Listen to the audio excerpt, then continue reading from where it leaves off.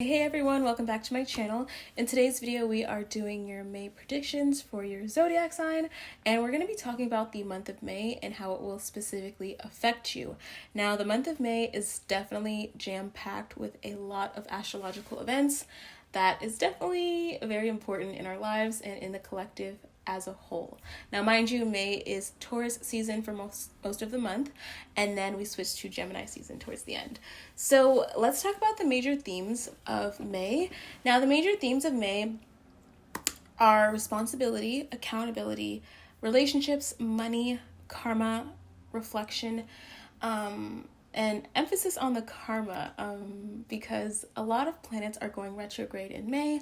I actually titled the month of May the hard reset because literally Saturn, Jupiter, Venus, and Pluto are retrograde in May, and pretty much throughout the year. Saturn's going to be retrograde for most of the year, Jupiter's going to be retrograde most of the year, Venus is going to be retrograde for a good chunk of time, as well as Pluto. So we're really going to feel that energy initiated in May, and so there's this really strong reflective energy, this strong kind of merging of timelines and karmic karma being delivered in a sense. And we're really going to feel Saturn going retrograde too. So there's a lot of reflection, a lot of reassessing things, a lot of focus on money because it is Taurus season, a lot of focus on relationships because Venus is going retrograde.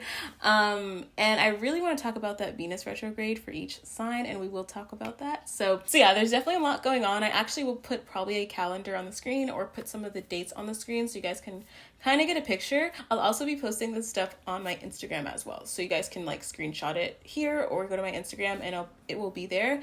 And on my Instagram I give daily updates about the month too, so you guys don't want to miss that. My Instagram is at Astrokit. And so on May 11th, Mercury moves into Pisces.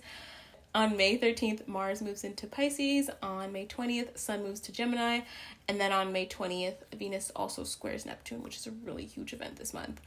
And then Saturn goes retrograde on May 11th. Venus goes retrograde on May 13th. Jupiter goes retrograde on May 14th. And then Pluto has been retrograde since April 25th. So, well, starting April 25th or whenever you see this video. So, yeah, those are all the retrograde dates, again, on the screen on my Instagram.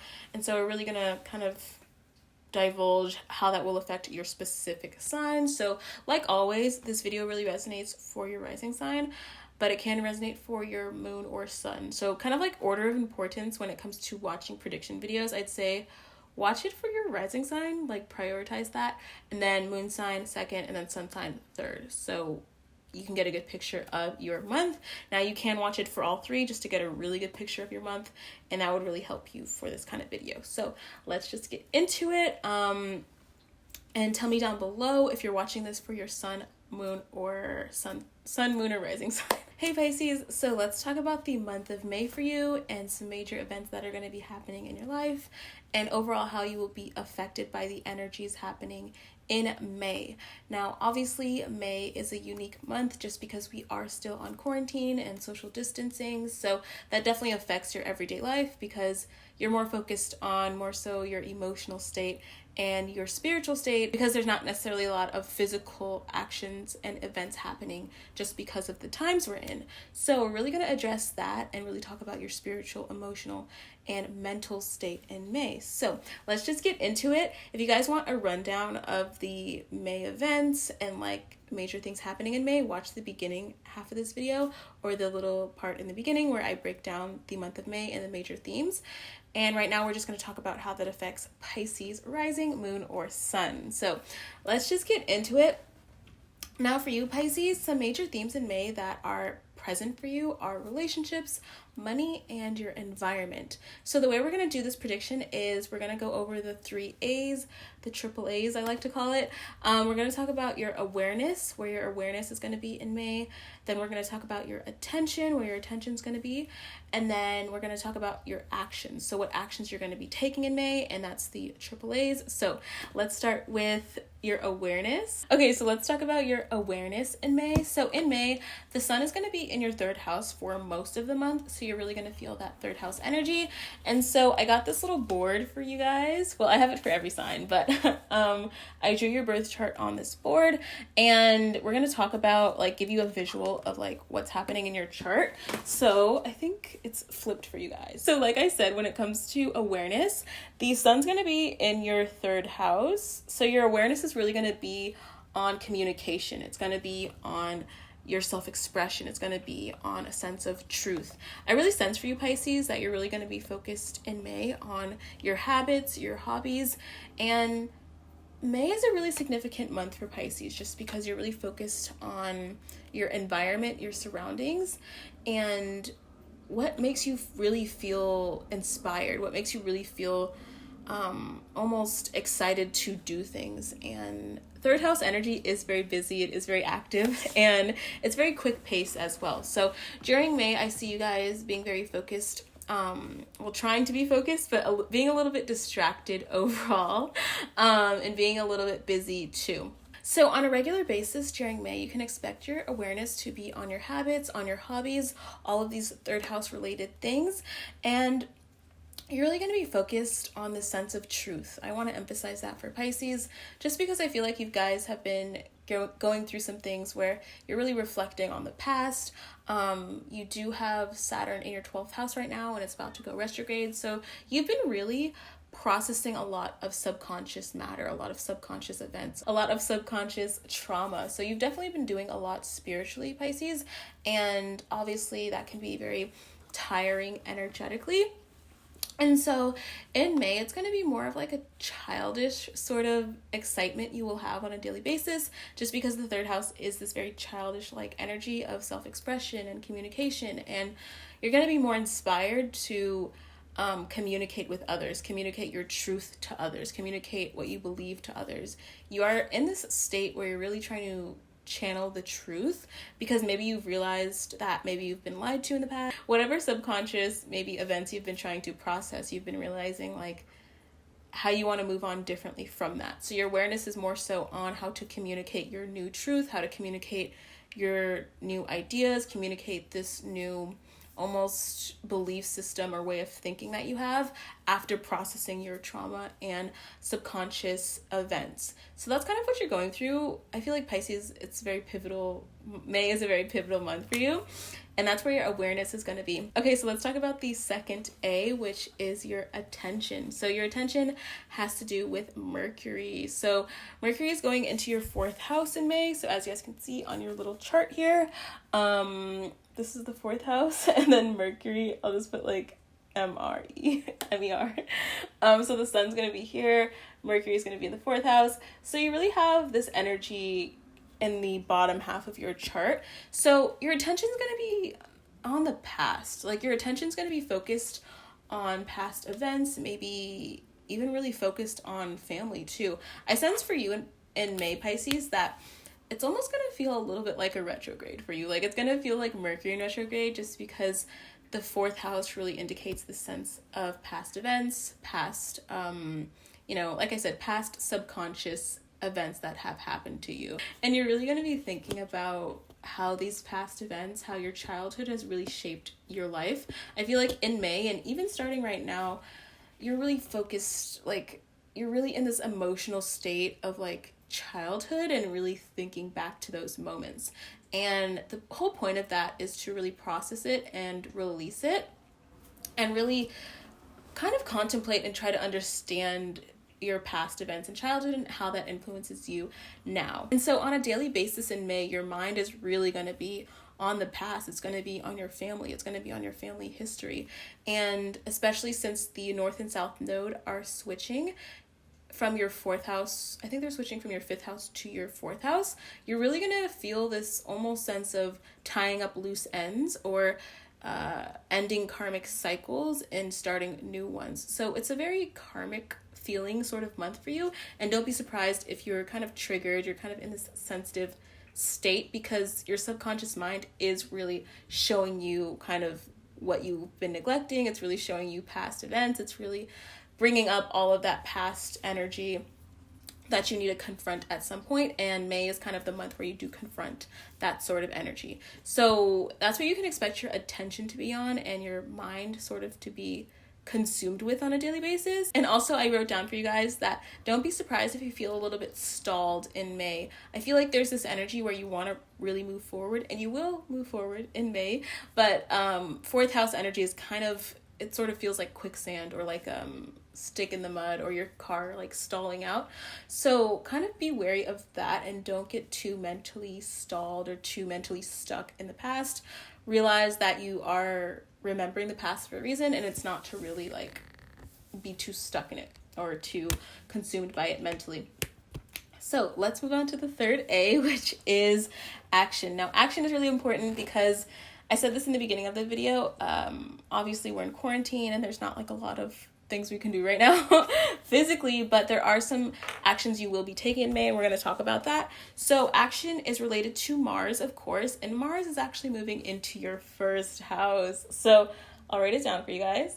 But this is actually kind of exciting for you, just because you guys can see my handwriting. May is kind of exciting for you, and Mars moving into your first house is really exciting, just because Mars has been in your 12th house. It's kind of like kind of frustrating energy, because Mars doesn't really do well in the 12th house. It's kind of stalled out in the 12th house. It's lethargic. It's kind of this energy of feeling a bit inactive. And also, I will say that the 12th house Mars transit is sort of like quicksand as well. It's sort of like trying to do things constantly, and it's like almost undermined, or it doesn't work out, and it's almost like building sandcastles when you have Mars in the 12th house. So that could have been a challenge for you in April, but now it's moving into your first house, which is the house of action. It's the house of our physical body. So for you in May, Pisces, your action is going to be focused on kind of moving your agenda forward. I sense for you, like I said, there's this energy you're in right now where a lot of subconscious memories are coming up. A lot of past events might be coming into your conscious mind in May. And then since Mars is in the first house, you feel more motivated to take action to remedy those things or solve those things, create solutions. Mars is a very action-oriented energy, and it wants to do things. It wants to solve things. So for Pisces, you definitely will be feeling a lot more bold and a lot more inclined to take action towards things. Whereas in April, obviously that 12th house energy, it doesn't take action as well as a first house Mars transit. So first house Mars transit is pretty good for you in the midst of all this sort of like emotional baggage and like trauma, remembrance, and all that kind of stuff happening in May. Mars is kind of like that silver lining. Mars in the first house is that silver lining.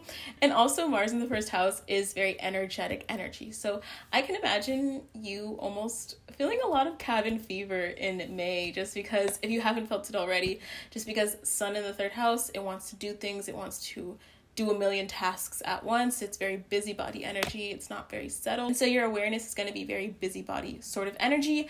And then Mars in the first is like literally like, let's do it. Let's get it done. Let's be active. Let's work out. So I don't see really like trying to sit down in May. I see this very action-oriented energy where you want to take action. You want to do things. And so one of the major events happening in May is Venus going retrograde. And Venus is the planet of love, relationships, money as well. And that Venus retrograde is really impacting you very severely, Pisces. And if you want to find out how that will impact you, stay tuned for my next video where I will be strictly talking about relationships, love, and money, and how it will affect your zodiac sign. So stay tuned for that video so you don't miss that. So in the meantime, you guys can follow me on Instagram at Astrokit, where I will post your May tarot card of the month. And if you want to find out what it is, go check me out on Instagram, and stay tuned for my next video where we will be talking about love, relationships, and how that is going to affect you, Pisces, and have an impact on your life. Make sure you subscribe to my channel and turn on post notifications so you don't miss it, and I'll see you, Pisces, in my next video. Hey Aquarius, so let's get into the month of May for you, and let's talk about some major events happening and how they will influence your life. Now obviously the month of May is very unique just because we are still on quarantine, and There's not a lot of like physical things happening in people's lives since we're stuck at home, we're isolated. So we're really going to talk about the month of May for you from an emotional standpoint, from a spiritual standpoint, and we're really going to get into the triple A's. So we're going to break down your month into 3 A words. So the first one is your awareness. So we're going to talk about where your awareness will be in the month of May, what you're going to be focused on from that perspective. Then we're going to talk about your attention and what your mind will be consumed with in May, where your attention will be, what you'll really be focused on mentally. And then we're going to talk about your actions. So what actions you're going to take in May, physically, literally, in your daily life. So let's just get into it. In May, the sun actually sits in your 4th house for most of the month. So basically from May 1st to May 20th, before Gemini season, the sun sits in your 4th house and then it moves to your 5th house. So we're really going to talk about this sun really quickly and how it affects your awareness on a regular basis. And I actually drew a chart for you guys. So here's the Aquarius chart. So here's the 4th house. So the sun's actually going to be sitting in your 4th house. So let's write that down. And so here's this board so you guys can get a good picture. I know you can see my ring light, but the sun's sitting in your 4th house for most of May. So therefore your awareness is really focused on home. It's focused on your family. It's focused on your intuition. I feel like this is really unique energy for Aquarius, especially just because the 4th house energy is very inwardly turned. It's really focused on your inner emotions, your even the past a little bit. It's like kind of being focused on past events, being focused on childhood, remembering sort of nostalgic things, right? That's 4th house transits in a nutshell. And Aquarius usually isn't too focused inwardly. I feel like you're more so focused on the bigger picture. You're really great at thinking about things objectively and thinking about the larger picture and kind of thinking about things from a more so heightened perspective. But the 4th house is the house closest to us. It's the house where we almost just think about things that surround us. So you're really going to be focused on your environment and almost thinking about where you come from in May.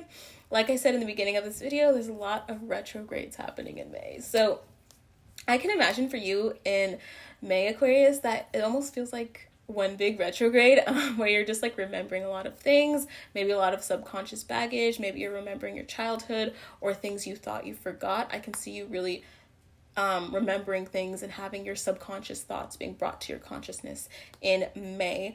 And there's less of this objective thinking, more of this subjective thinking. So it's kind of flipped, whereas Aquarius is more objective rather than subjective. So the interesting thing for you, Aquarius, is that Uranus also sits in your 4th house for May. So there might be a lot of changes for you at home, a lot of abrupt changes. Maybe you're in the process of moving or trying to sort out your family situation. Either way, you're really focused on your family dynamics. Your awareness is on your environment, your daily environment in which you sleep, you eat, people you interact with at home. You're really focused on that inner life, that inner world, which, like I said, can be somewhat challenging or a different way of being for Aquarius since you're so objective most of the time and kind of detached from things. And the 4th house isn't very detached energy. It's very almost kind of enmeshing sort of energy. So you really have to sort that out in May, and your awareness is really focused on that since your sun is in the 4th house.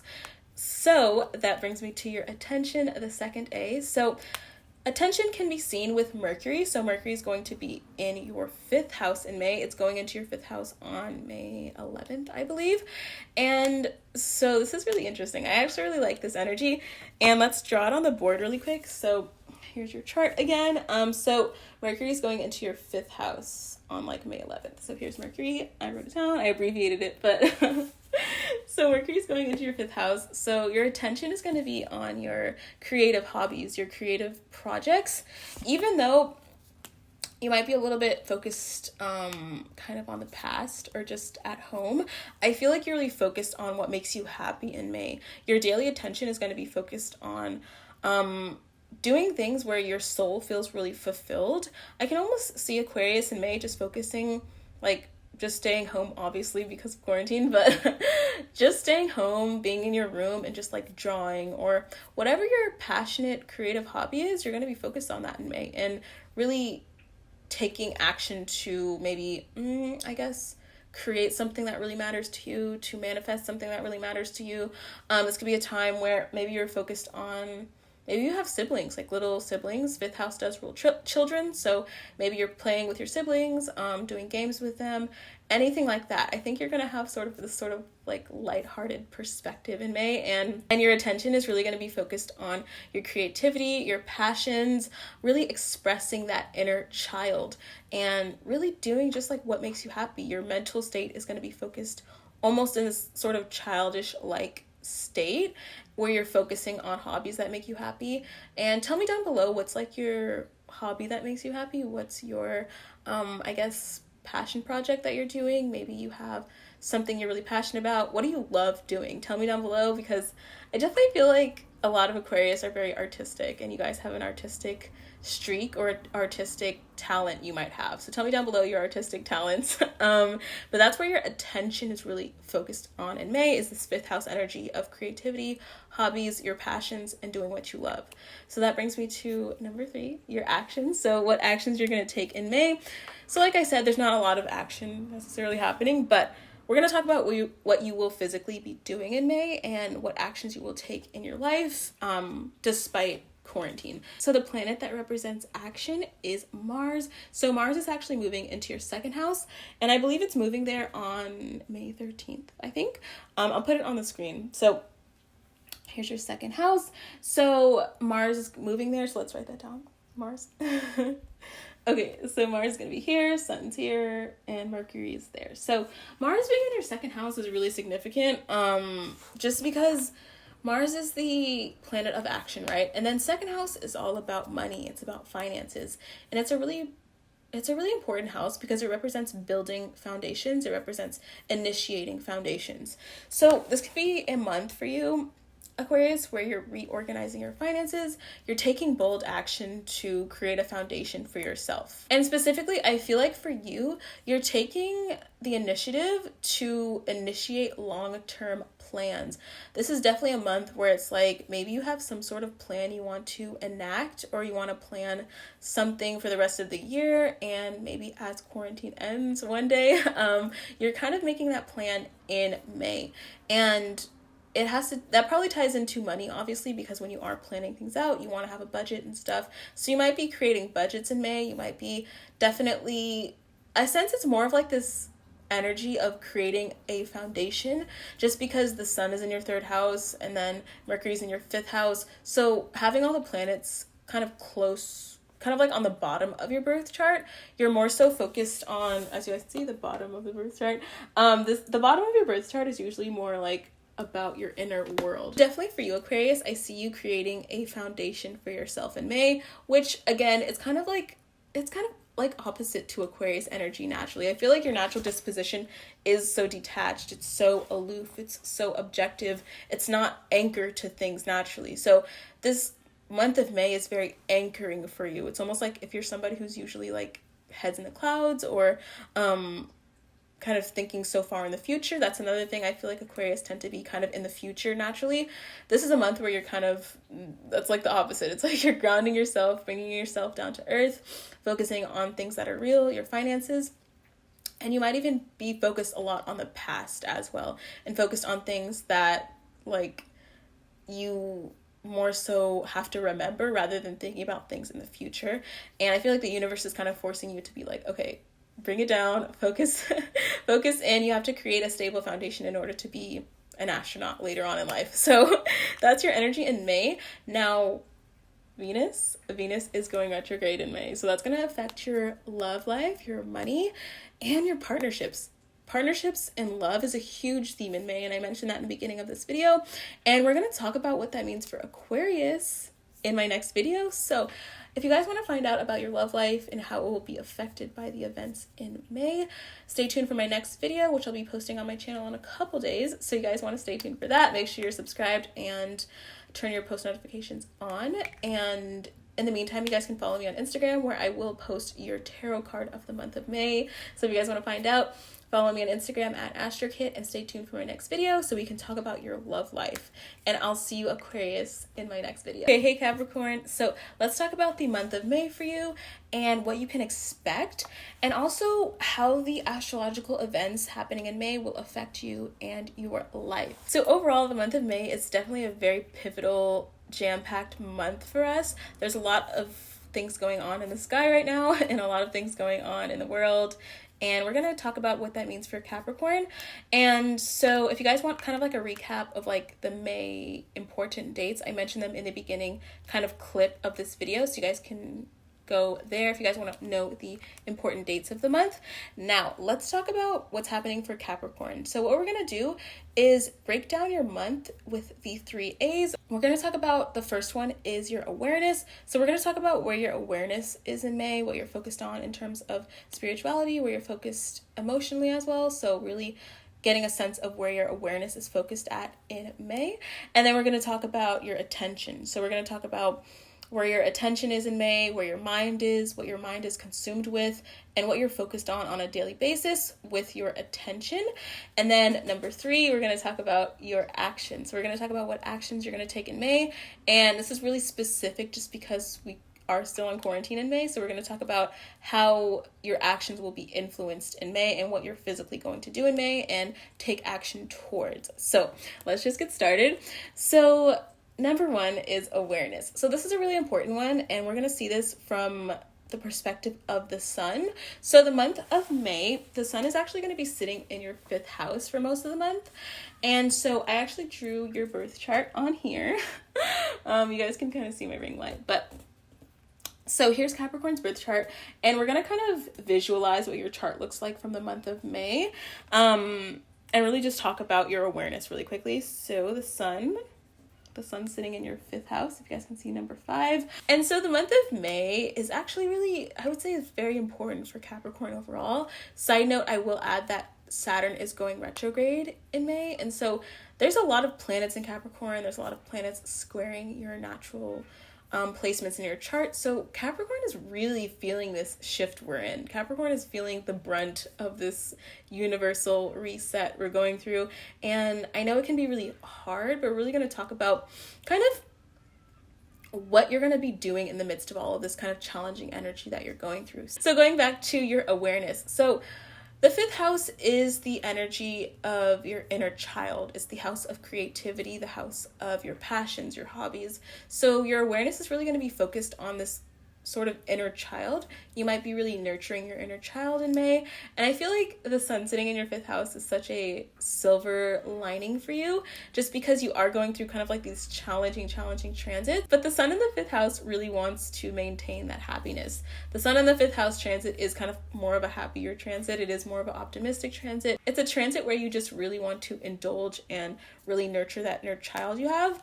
So the way you do that is through indulgence. The way you do that is through creativity. So that's what you can expect to really be focused on in May, and things you might be doing on a daily basis is just really doing those like inner child activities, right? Drawing, expressing yourself. Maybe you're flirting, like 5th house is the house of flirting and romance too. So you have that kind of inner child aspect you're tending to, but also maybe a romantic aspect you're tending to, which we'll talk about in a second. But we'll talk about your love life later. But basically, you're really focused on your hobbies and trying to really have fun and express yourself in the midst of all this kind of challenging energy you're going through.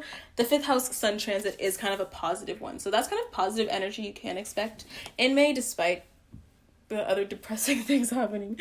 So your awareness is really going to be on what you love doing, what makes you happy, and really nourishing yourself by expressing yourself and tending to that inner child is where your awareness will be in May. So let's talk about your attention. So this is a really important one. And where can we see attention? We can see attention with Mercury. So Mercury is actually going into your 6th house. So as you guys can see, the 5th house sun is right here. That's your transit for May. And then Mercury is going to be, I'll just abbreviate it, Merc. Merc. Okay, so Merc's going to be in your 6th house for May. And so 6th house is this is what I feel for Capricorn. I feel like this Mercury in the 6th house transit, your attention is going to be on your daily tasks. It's going to be on your work. It's going to be on really this sense of productivity. Although you are kind of focused on this fun inner child happiness sort of vibe with the sun in the 5th house, Mercury really wants to kind of structurize that. So maybe you're adding structure to your sort of inner child activities. The 5th house transit does kind of lend itself to overindulgence, but I feel like the Mercury transit is going to kind of put that in check a bit. So you can expect on a daily basis to be very focused on your daily routine. Maybe you're focused on your health. I really feel for Capricorns though, you're really focused on productivity. You're focused on efficiency. You're really asking yourself, like, is what I'm doing every day efficient? Does this make sense? And you might be really kind of productive in May. I really sense for Capricorn, you will be very productive on whatever projects you're working on. I saw this funny meme for you, Capricorn, on, I think, Instagram, where it's like, even though we're in quarantine and there's like a lot going on, you're still really focused on work and being a workaholic. So this is very like workaholic energy. So I feel like that's normal Capricorn everyday things for you anyways. So in May, you can expect that very workaholic, focused, efficient, productive energy to be highlighted for you or heightened for you. You can really expect to be very productive and very efficient in your daily life, and your attention and mental focus is going to be focused on your health, your work, as well as productivity and efficiency, and how that incorporates into your daily routine. So you will be focused despite this kind of fun fifth house transit you're going through. You're really going to be focused on what needs to be done and being efficient about it. So that brings me to the third A, which is action. So we're going to talk about what action you will be taking in May, what you'll physically be doing, what you'll be motivated to do and motivated to accomplish, right? And so how we can see action in the birth chart is through Mars. So Mars is actually sitting in your third house for May. So let's write that down. So Mars is sitting right here. So Mars is sitting here, Sun's here, sixth house, Mercury is here. So let's talk about this Mars really quickly. I feel like it's really significant just because third house is kind of, it's the house of communication. So I definitely feel like in May, you're going to be motivated to communicate, express yourself. Again, there's this real theme of self-expression for Capricorn in May, and just overall expressing your creativity. And I feel like you're really experiencing this kind of almost combination of self-expression, but at the same time still being productive. Fifth house and third house transits can be kind of chaotic. Well, not chaotic, but just kind of unfocused energy. But I feel like the sixth house Mercury transit is really saving you. And so with this third house Mars transit, you are very motivated to communicate more on a daily basis. You're motivated to take action in terms of kind of expressing your inner truth, expressing your inner child. You're really in this moment in May where you're really aware of your inner child and what does your inner child want, and really respecting that and really almost giving a voice to your inner child. That's really what's happening for you in May. And depending on your life and your spiritual journey, maybe you do tend to your inner child regularly, or maybe you don't. So if you don't, you definitely will be almost forced to in May, and not in like a bad way or like annoying way, but definitely you're going to be aware of the inner child and expressing from that point, because it just needs to be addressed at some point, and it's really important to attend to the inner child before you can accomplish adult things, right? And also third house Mars transit is the energy of not really being able to sit still. It's like you'll be wanting to do everything at once, doing a million tasks at once. And then sixth house is activated too for you. So I don't see a lot of settledness in May for you. I see you just being all over the place, talking, communicating. It's not very settled. It's kind of borderline chaotic, but I will say it's more productive just because you have that sixth house energy. So in terms of action, you can really expect to be focused and doing your hobbies, doing daily tasks, being very productive, accomplishing your work, being very efficient in what you do. And like I said, not really being able to sit still. Maybe you're doing a lot of hobbies and, you know, being very, this is like the epitome of like multitasking type of energy when it comes to your actions on a daily basis. Also, third house is the house of short distance travel. So even though we're on quarantine, I do sense for some Capricorns, the way you kind of manage this sort of, I guess, excited, can't sit still energy. The way you're going to manage it in May is by going on walks. Maybe you're taking drives somewhere. Maybe you're hiking. Either way, your body really needs the sense of expression in May, and it really needs to express and relieve some energy. So you might do that through some sort of short distance travel, even though you can't really travel right now. You're gonna try and travel short distance to kind of relieve that almost overly energized energy you will be having in May. So, like I said earlier, when it comes to your love life, there is a major event happening in May that will really affect your love life, your partnerships, and your money, and that is Venus going retrograde. So Venus is going retrograde in May. I talked about this in the beginning of my video, and a lot of planets are retrograde actually in May. But specifically, when it comes to your love life, we're going to talk about what's going down, what's going to happen with this Venus retrograde, and how it will affect Capricorns in my next video. So in my next video, my next predictions video, we're just going to talk about your love life and your money life and your financial life. So if you guys want to find out about your love life and financial life, we'll talk about that in my next video. So make sure you're subscribed. You don't want to miss it. Make sure your post notifications are turned on. And in the meantime, you guys can head to my Instagram at Astrokit, where I will be posting your tarot card of the month and really updating you guys on the daily events in May. So stay tuned for my next video, and I'll see you Capricorns there. Hey Sagittarius, so we're going to get into the month of May for you and what you can expect to happen in your life. So as I mentioned in the beginning, the month of May is definitely jam-packed with a lot of astrological events, and we're really going to talk about how that affects Sagittarius specifically. And if you guys want to know the specific dates for the events happening in May, make sure you check the first timestamp of this video where I talk about the specific dates. So let's get into the month of May for Sagittarius and what's really happening in your life.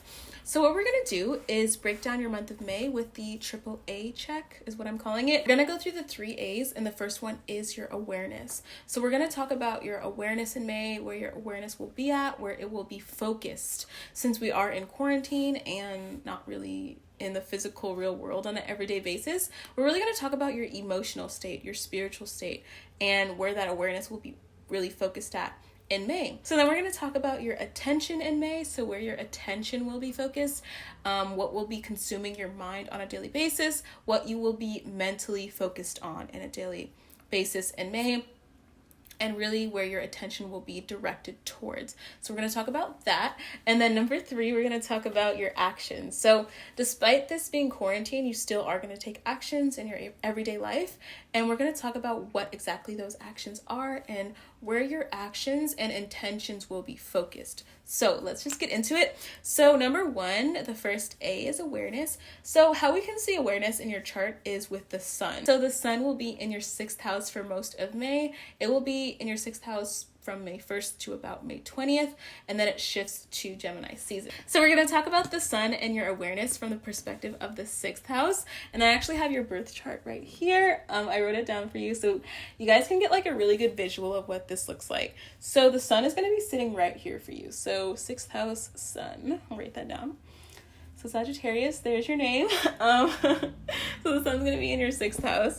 And so this is a really productive month for you. The 6th house is this house of your habits, your routines, what you do on a daily basis, right? And so with the sun here, you're really focused, and your awareness is focused on how healthy you are, how productive you are. What do you do every day that contributes to your goals? This can be a very focused month for you.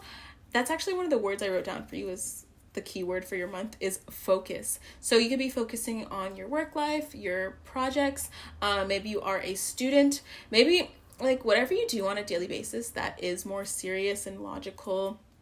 So like work, schoolwork, things like that. You're not really focused on just fun and pleasure like you might have been in April because the sun was in your 5th house. Now you're really grounding yourself and you're focusing on what matters. You're focusing on the meat. You're focusing on being productive and how efficient you can be every single day. So in May, you might be on a bit of a health kick as well because 6th house is the house of health. So maybe you're really focused on doing like home workouts. Maybe you're doing, maybe you're really trying to like refine your diet a bit more, just because 5th house, you might have been overindulgent in April with that transit, but now in the 6th house transit, you're more focused on being more healthy and refining your diet, refining your routine. Maybe you're doing a new workout routine, doing a new diet, eating healthier. Either way, health and being focused is really where your awareness is at in May. And also with this 6th house transit, I feel like you're really focused on grounding yourself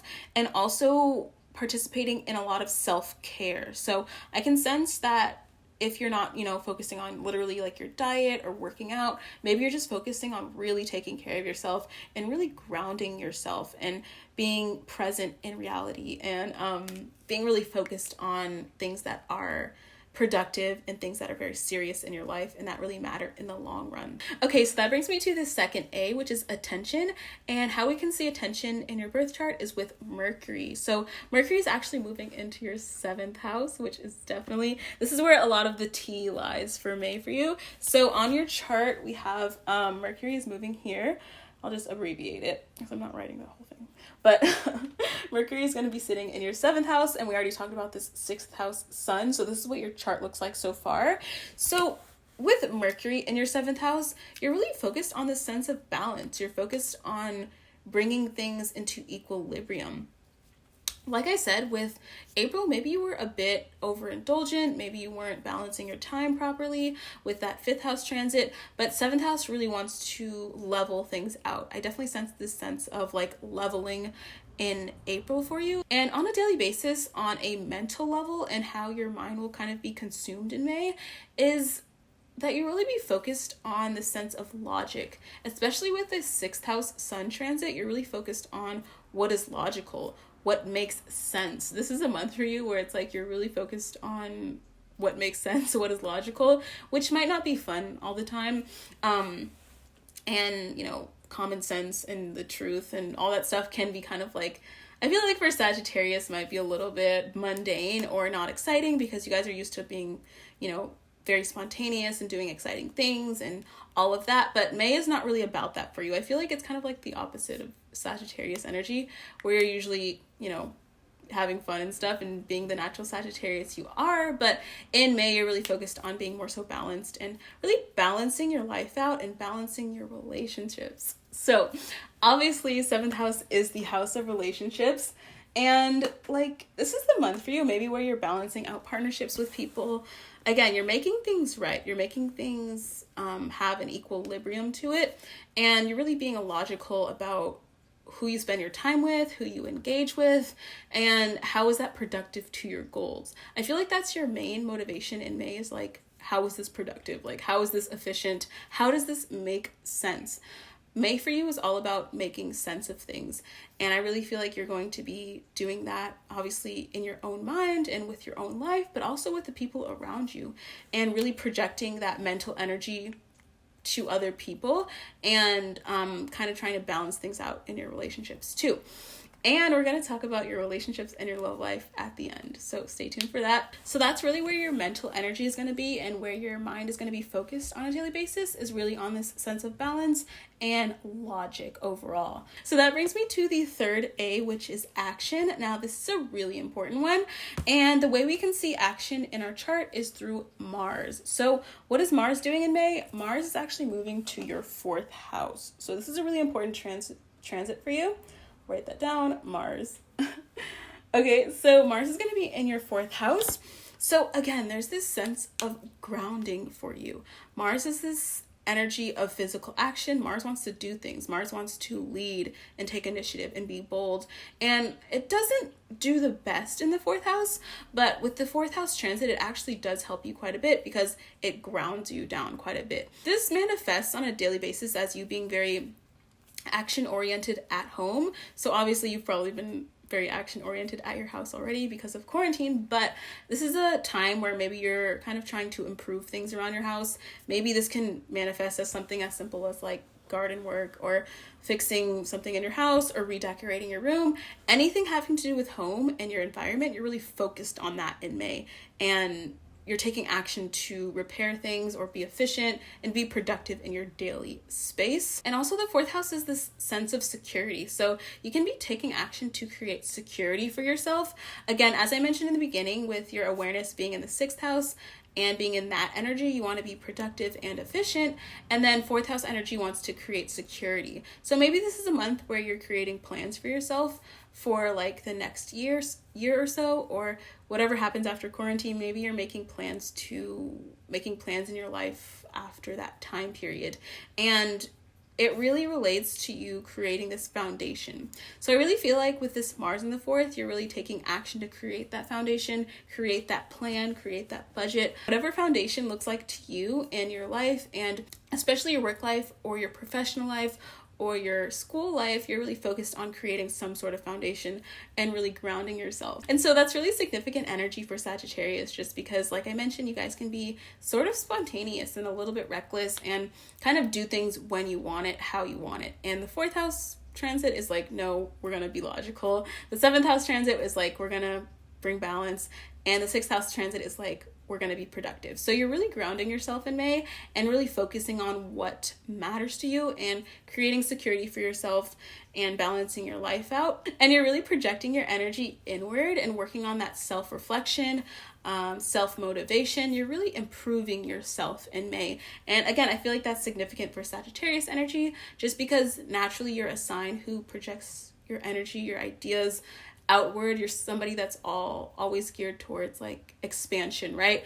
And so this is a month where the universe is kind of like, okay, work on your inner expansion, work on your inner self, your inner universe, and your inner emotional state, and then maybe you can project that out to people later. So it's really a month where you're focused inward, creating security inward, and really reflecting on yourself and improving yourself from within instead of just without. And so let's talk about your love life. So in May, Venus is actually going retrograde. So we're going to talk about Venus in retrograde and how that affects your love life and your financial life too in my next video. So if you guys want to find out about your love life and what's going to happen in May and how it will influence you, stay tuned for my next video. Subscribe to my channel so you don't miss it, and hit the post notification bell so you guys don't miss that video. In the meantime, you guys can head to my Instagram at Astrokit, where I will be posting your tarot card of the month and giving you daily updates about May and how it will affect you. So head to my Instagram at Astrokit, and I will see you, Sagittarius, in the next video about your love life. Hey Scorpio, so let's get into the month of May for you and what's going to be happening in your life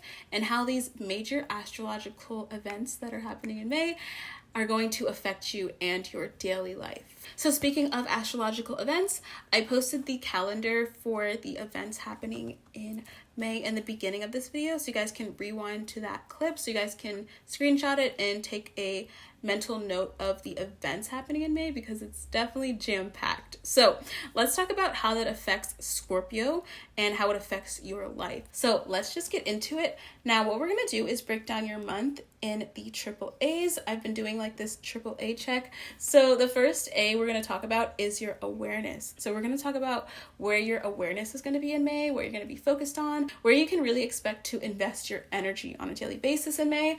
And obviously, since we're in quarantine and we're isolated and social distancing and things like that, we're really going to talk about your month of May from more so a spiritual perspective, emotional perspective, and mental perspective. And we can see that with your awareness overall.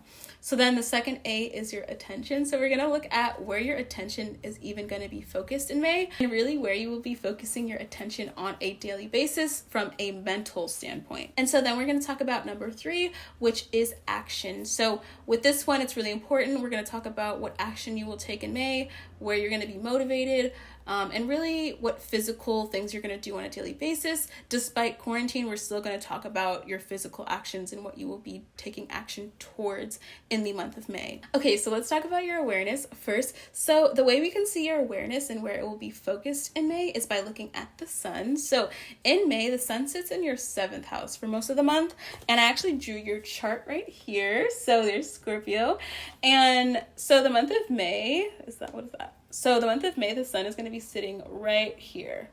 So as you guys can see, the sun. So this is a really pivotal month for you because the 7th house is a very important house in your chart. So with the sun in the 7th house, you're really focused and your awareness is really on your partnerships.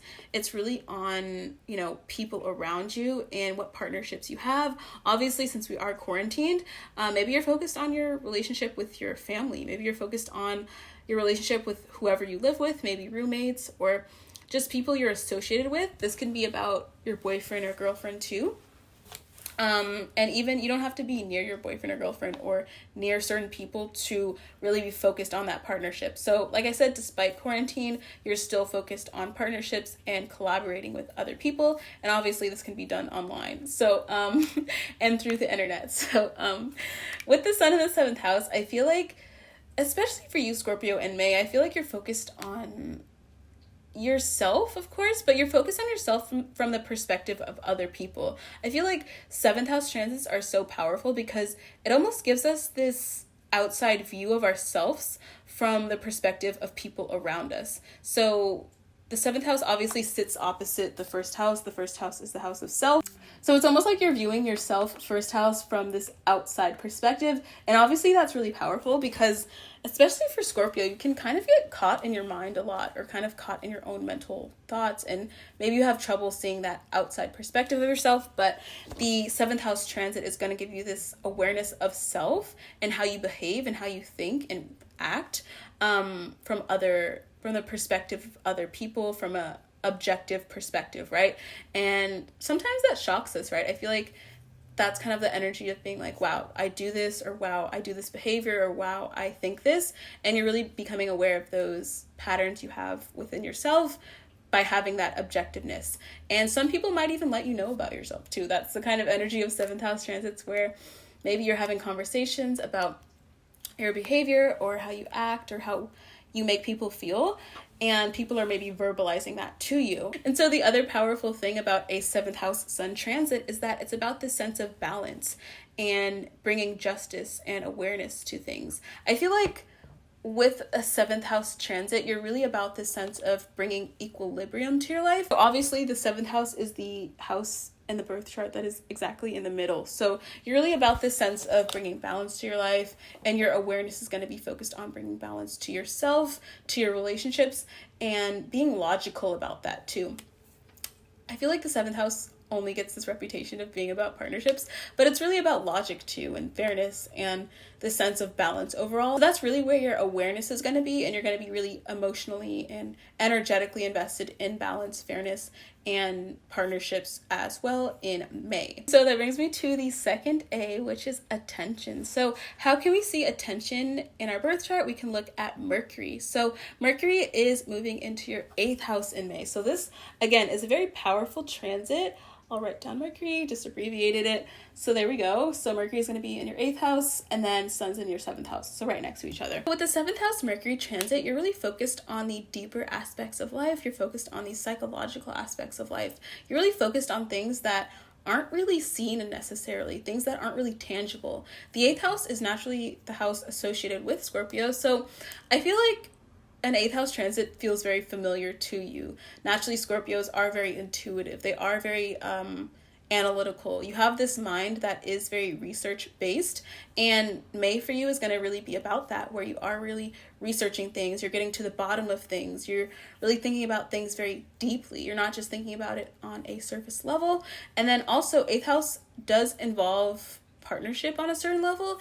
It's more so about merging with others. So your attention is really going to be on other people in May, I sense, and really other people in an emotional sense. I feel like emotionally you're really going to be focused and invested with bringing balance and fairness to your partnerships, and mentally you're going to be really focused on how can you build a stronger bond with people, how can you be more analytical, how can you really see things for what they are. And I will say, when it comes to attention, with Mercury being in your 8th house for the month of May, it is very focused energy. This is the energy of being obsessed with something. Again, I feel like this energy is very familiar to you as a Scorpio, where it's like naturally you can be obsessed over things, think about things, overthink things, be paranoid. So that's what you're going to be feeling in May, even more heightened, I guess, and even more in an exaggerated way. And I feel like that's energy you already know very well, but just expect to be even more focused, more concentrated. That's another key word with 8th house Mercury, is just concentration,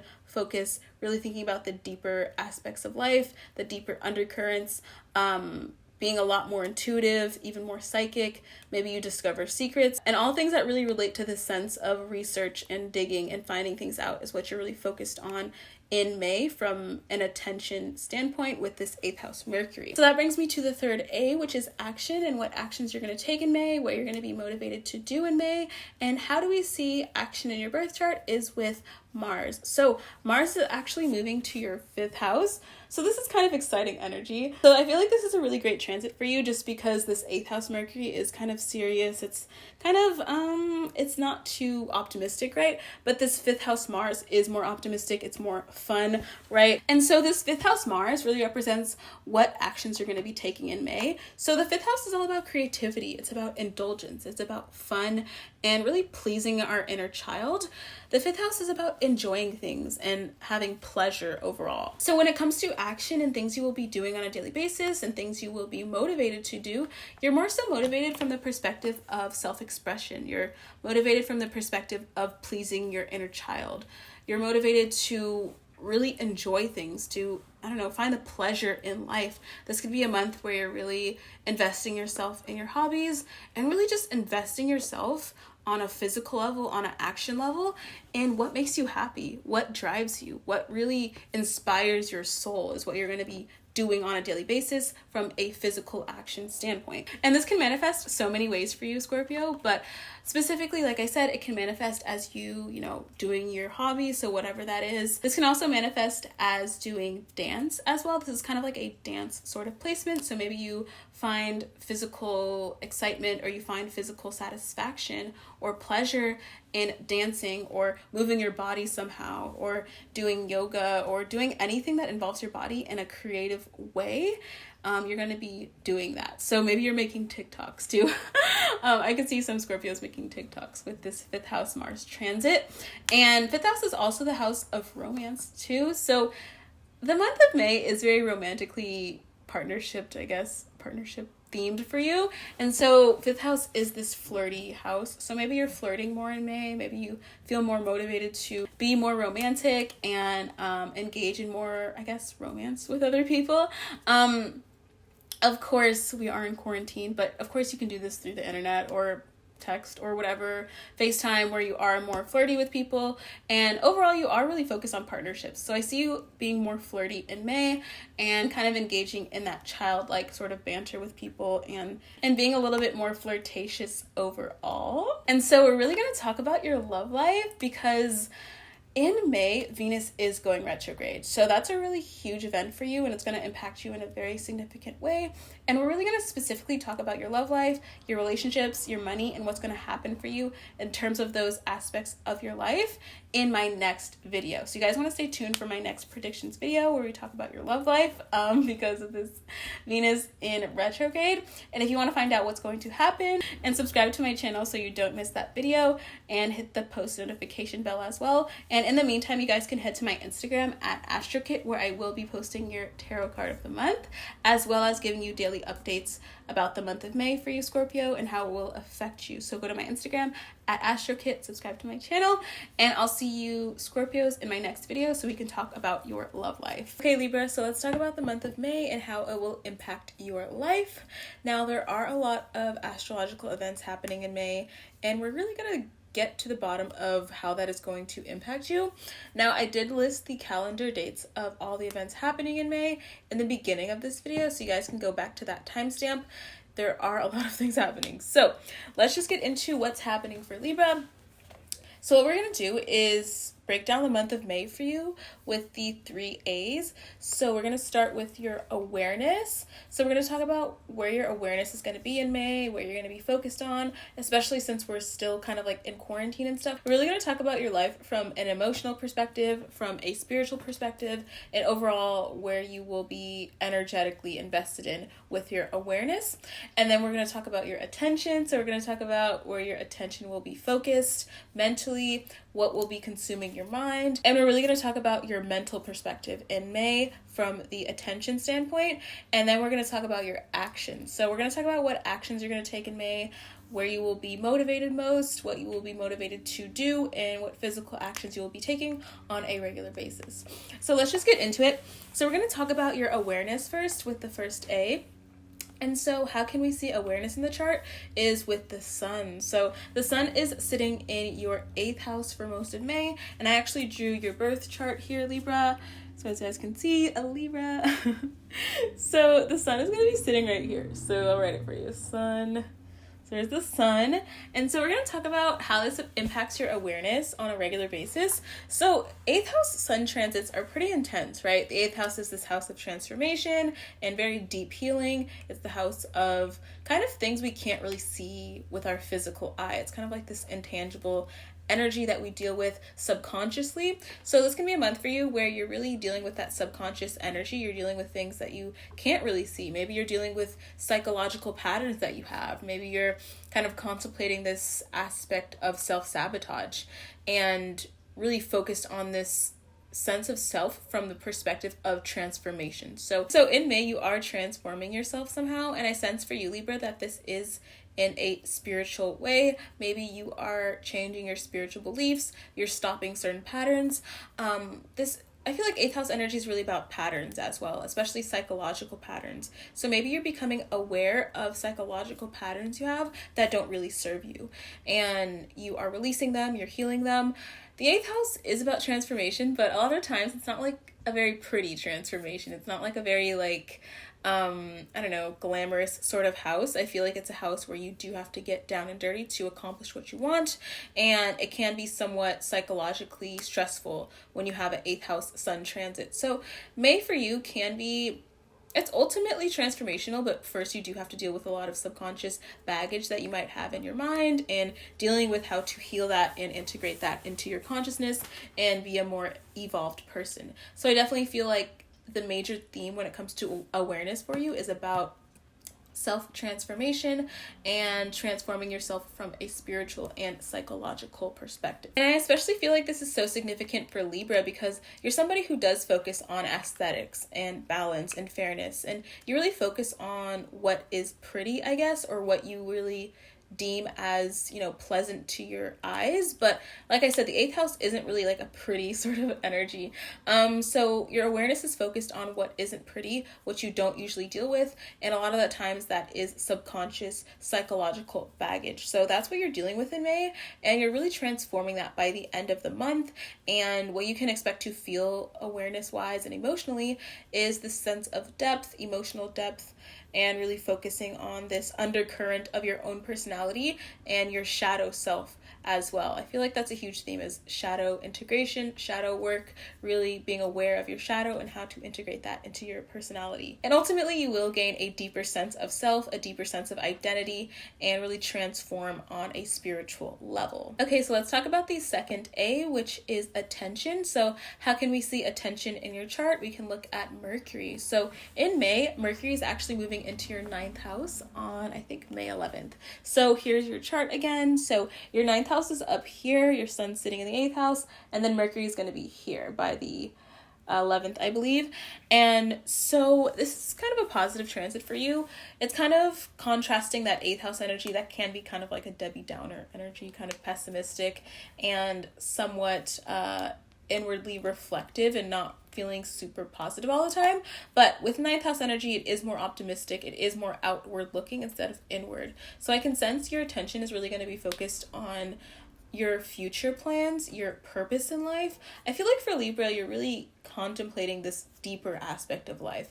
Again, I feel like with Libra, you can focus on aesthetics or kind of like the superficial version of things. But this is a month where you're really focused on that depth, like your inner depth, the depth of your life, what your purpose is, where you want to go. You're really thinking about that bigger vision. 9th house is your bigger vision. It's your purpose and looking forward. So I feel like you are really looking forward. That's what you're mentally consumed with on a daily basis. And you're really focused on expansion. So I sense this sort of pattern for you where you are looking at your patterns within yourself with this 8th house energy, but then you're also looking forward to how to integrate that into your personality. Like I said, integrating that shadow self and expanding beyond where you are right now, but more so in a metaphorical sense, and not really like a physical sense, but more so in a spiritual evolution type of sense. And then on a more mundane level, with Mercury in the 9th house transits and your attention, I feel like you're going to be focused on the truth. You're focused on higher knowledge. I can sense that on like a mundane level, this could be a month where you're like learning new spiritual concepts. Maybe you're more invested in tarot or astrology, or just learning things on a more serious level and taking your spiritual journey really seriously and really digging deep into what your purpose is in life and what drives you from a soul standpoint, not just a superficial standpoint. And in May, you're really gaining a new sense of knowledge, a new sense of truth, and a broader perspective on life that is more optimistic overall and aligned with your inner spiritual self. So that brings me to the third A, which is action. Now, how can we see action in the birth chart? We can look at Mars. So Mars is going into your 6th house in May. So let's look at your chart again. So you have Sun, you have Mercury, okay. And then Mars is down here. So Mars is down here. So Mars is in your 6th house. And so even though it's still like quarantine in May, I don't know if it's going to be over by the end of May, but we can still take a look at your physical action and what you will do on a daily basis. And Mars really rules this sense of motivation and ambition and what we're willing to do. It's also this sense of willpower. So having this 6th house Mars transit, you're really motivated towards productivity in May. I sense the overall picture I'm gaining for you, Libra, actually, is that you have a purpose in mind. You're really contemplating your inner purpose. You're contemplating like who you truly are. Again, I feel like that's so powerful for Libra because a lot of the times you establish your identity based on, I guess, people you're around, or you tend to mirror people a lot, right? And not to say you don't have your own identity, but sometimes you can struggle with immersing yourself or enmeshing yourself so much with others that you lose sight of your own identity. So May is a month where you're regaining that composure and centeredness about your own identity, what matters to you, what's your true purpose in life, and you're really gaining that productivity or like that productive action towards actualizing your purpose or realizing your purpose. By the end of May, you can expect to like have your purpose written down in one sentence is what I sense. And ultimately you will be very motivated to pursue that purpose or actively somehow accomplish it. I mean, you don't really accomplish a purpose, but you know, you're going to be very motivated to somehow manifest that into your life and incorporate your own purpose and sense of self into everything you do, and not just simply mirror others or reflect others or do what other people are doing. And also 6th house Mars transits are really powerful just because you are motivated to be more healthy. You are motivated to be more productive. Overall, with 6th house being activated for you, 8th house being activated for you, it's very concentrated, very focused energy. This is the energy of someone who has a goal and they are making a plan to achieve it and they are taking action to achieve that goal. I feel like Mars does pretty well in the 6th house because it really motivates you to accomplish things and just get it out of the way and be very efficient overall. And your 8th house is so activated that you're really embodying this sense of concentration and focus and really thinking very deeply. And you're motivated to, like I said, accomplish your spiritual goals, advance your spiritual purpose, and really take action to move forward on your spiritual journey. And so on a more mundane level, 6th house Mars transit might manifest as you working out more. Maybe you're taking more runs, taking hikes, being more healthy. Maybe you are doing things that contribute to your physical well-being. Since you are having such like a spiritual month, it is important to ground yourself when you are engaging in a lot of spirituality, because if you don't ground yourself, then it's like you just float off into outer space and don't come down. So I do sense you being very grounded and being motivated to ground yourself with that 6th house activation. So you might do that through working out, through meditation, any sort of spiritual physical exercise, yoga. You're going to be more productive and feeling more motivated to be more healthy overall and take care of your well-being and your physical body. And so I will say Libra's keywords for May is definitely focus, depth, spirituality, motivation, intention, and transformation overall. And so there is a major event happening in May where Venus is going retrograde, and that impacts you so heavily because you are a Libra, and Libra is ruled by Venus. And so this is really going to have a major effect on your relationships and your love life. So if you want to find out how this transit will affect your love life and your relationships and your money too, stay tuned for my next video where we will be talking about your love life and your partnerships and your money overall and how Venus retrograde will affect that. So if you want to find out, make sure you're subscribed to my channel, hit that post notification bell, and in the meantime, you guys can go to my Instagram at Astrokit, where I will have your tarot card of the month. So your tarot card for the month of May for Libra, and I'll be posting daily updates about the month of May. So you guys can follow me on there and stay tuned for the next video where we will talk about your love life, and I will see you Libras there. Okay, hey Virgo, so let's talk about the month of May for you and how the astrological events that are happening are going to affect you and your life. So speaking of astrological events, I mentioned the calendar of events in the beginning of this video, so you guys can rewind to that timestamp so you guys can take a screenshot of the events happening. So we're going to talk about how this jam-packed month of May is going to affect you, Virgo. So how we're going to do it is that we're going to break it down into the 3 A's. So we're going to start off with the awareness of the month for you. So where your awareness will be, we're really going to talk about your spiritual and emotional perspective in May, especially since quarantine is still going on and there's not a lot of normalcy in everyone's life right now. We're really going to talk about your emotional state, your spiritual state, from the perspective of awareness. And then the second A, we're going to talk about your attention. So we're going to talk about where your attention will be during May, what your mind will be focused on, what will be consuming your mind in May, and really where your attention will be focused on a daily basis. And then number 3, the third A, is action. So we're going to talk about your physical action in May, what you're motivated to do. Again, although we are sort of isolated and quarantined, you still are going to be taking physical action, obviously. So we're going to talk about what actions you are taking in May and what motivates you in May to do things. So let's get started. So first things first, with awareness. How can we see awareness in your birth chart? We can look at the sun. So the sun is actually going to be sitting in your 9th house for most of May until May 20th when it goes into Gemini, but it's mostly going to be in the 9th house. So we have your chart here, Virgo, and I wanted to draw this just so you guys could get like a visual of your chart for the month of May. And so your sun's going to be up here. So your sun's going to be pretty high in your chart. It's not going to be close to you. It's going to be kind of elevated up here. And so with this elevated awareness, you're going to have a really great perspective on your life. You're going to have an objective perspective on your life and of yourself. The 9th house is this house of expansion. It's this house of purpose and destiny and philosophy and knowledge. And I feel like 9th house is a very familiar energy to you, just because I feel like Virgo is somebody who is very keen on knowledge, gaining knowledge. You tend to be very intelligent naturally or have certain philosophies and be very invested in your spirituality. So I do feel like 9th house energy is very familiar to you. And so when it comes to awareness, I feel like you're going to be really focused on your spiritual beliefs, what you believe to be true. There's this emphasis on truth for you, Virgo. What do you believe spiritually about yourself? What do you believe spiritually about your life is really going to be your focus for May. And this is so significant because it kind of marks a turning point, right?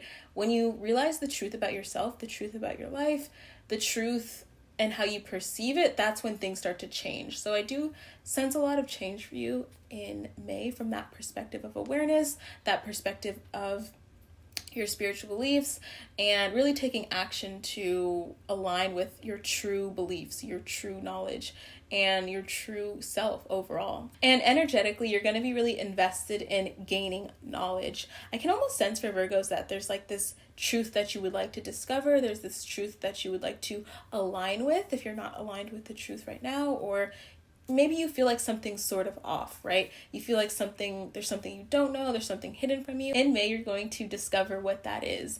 And when you do discover the truth, you're able to align with your true destiny even more so. So I do see destiny alignment almost for you in May, and your awareness is really focused on that sense of fulfilling your inner purpose, your inner calling, and your inner truth overall. And also 9th house transits have sort of like a positive spin on it, just because 9th house is very outward looking. It is very future seeking. It is very optimistic and expansive. So you can expect to be very optimistic in May and really thinking about your future. Like I said, it really starts with you and your inner truth. So once you discover that, then the change is already happening. And the timeline that you really want to be on is actually aligning for you once you discover your inner truth and purpose. And you're being very expansive and optimistic about that. So it is very positive energy for you overall, Virgo, especially after your 8th house transit in April. It could have been a little bit of like pessimism and Debbie Downer type of thing, but there's a lot of transformation there and a lot of potential for expansion for you overall. Okay, so let's move on to the second A, which is attention. So how can we see attention in your birth chart? We can look at Mercury. So Mercury is going to be in your 10th house. Let's go back to your chart. So Mercury is going to be at the top of your chart. I'll just abbreviate it. I'm not writing the whole thing. So here's your chart. So you have this energy at the peak of your chart. So this is so significant because it manifests almost literally, right? It manifests as you almost seeing your life from this expanded viewpoint. You're seeing yourself from this kind of top of the mountain type of energy. Think about sort of like Aquarius energy, how they see things from an expanded perspective, from an outside perspective. That's how you are going to be viewing things in May. And so your attention is really going to be focused on what is logical, what is practical, what makes sense. You're really focused on the sense of longevity.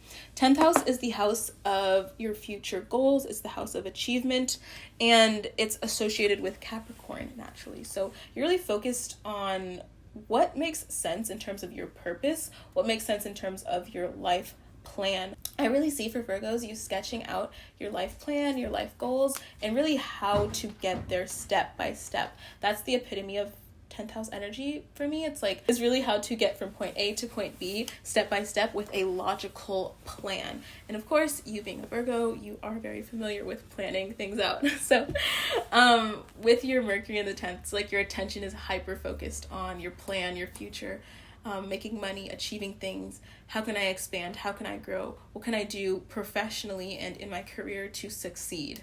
Out of everyone, I feel like you're really focused on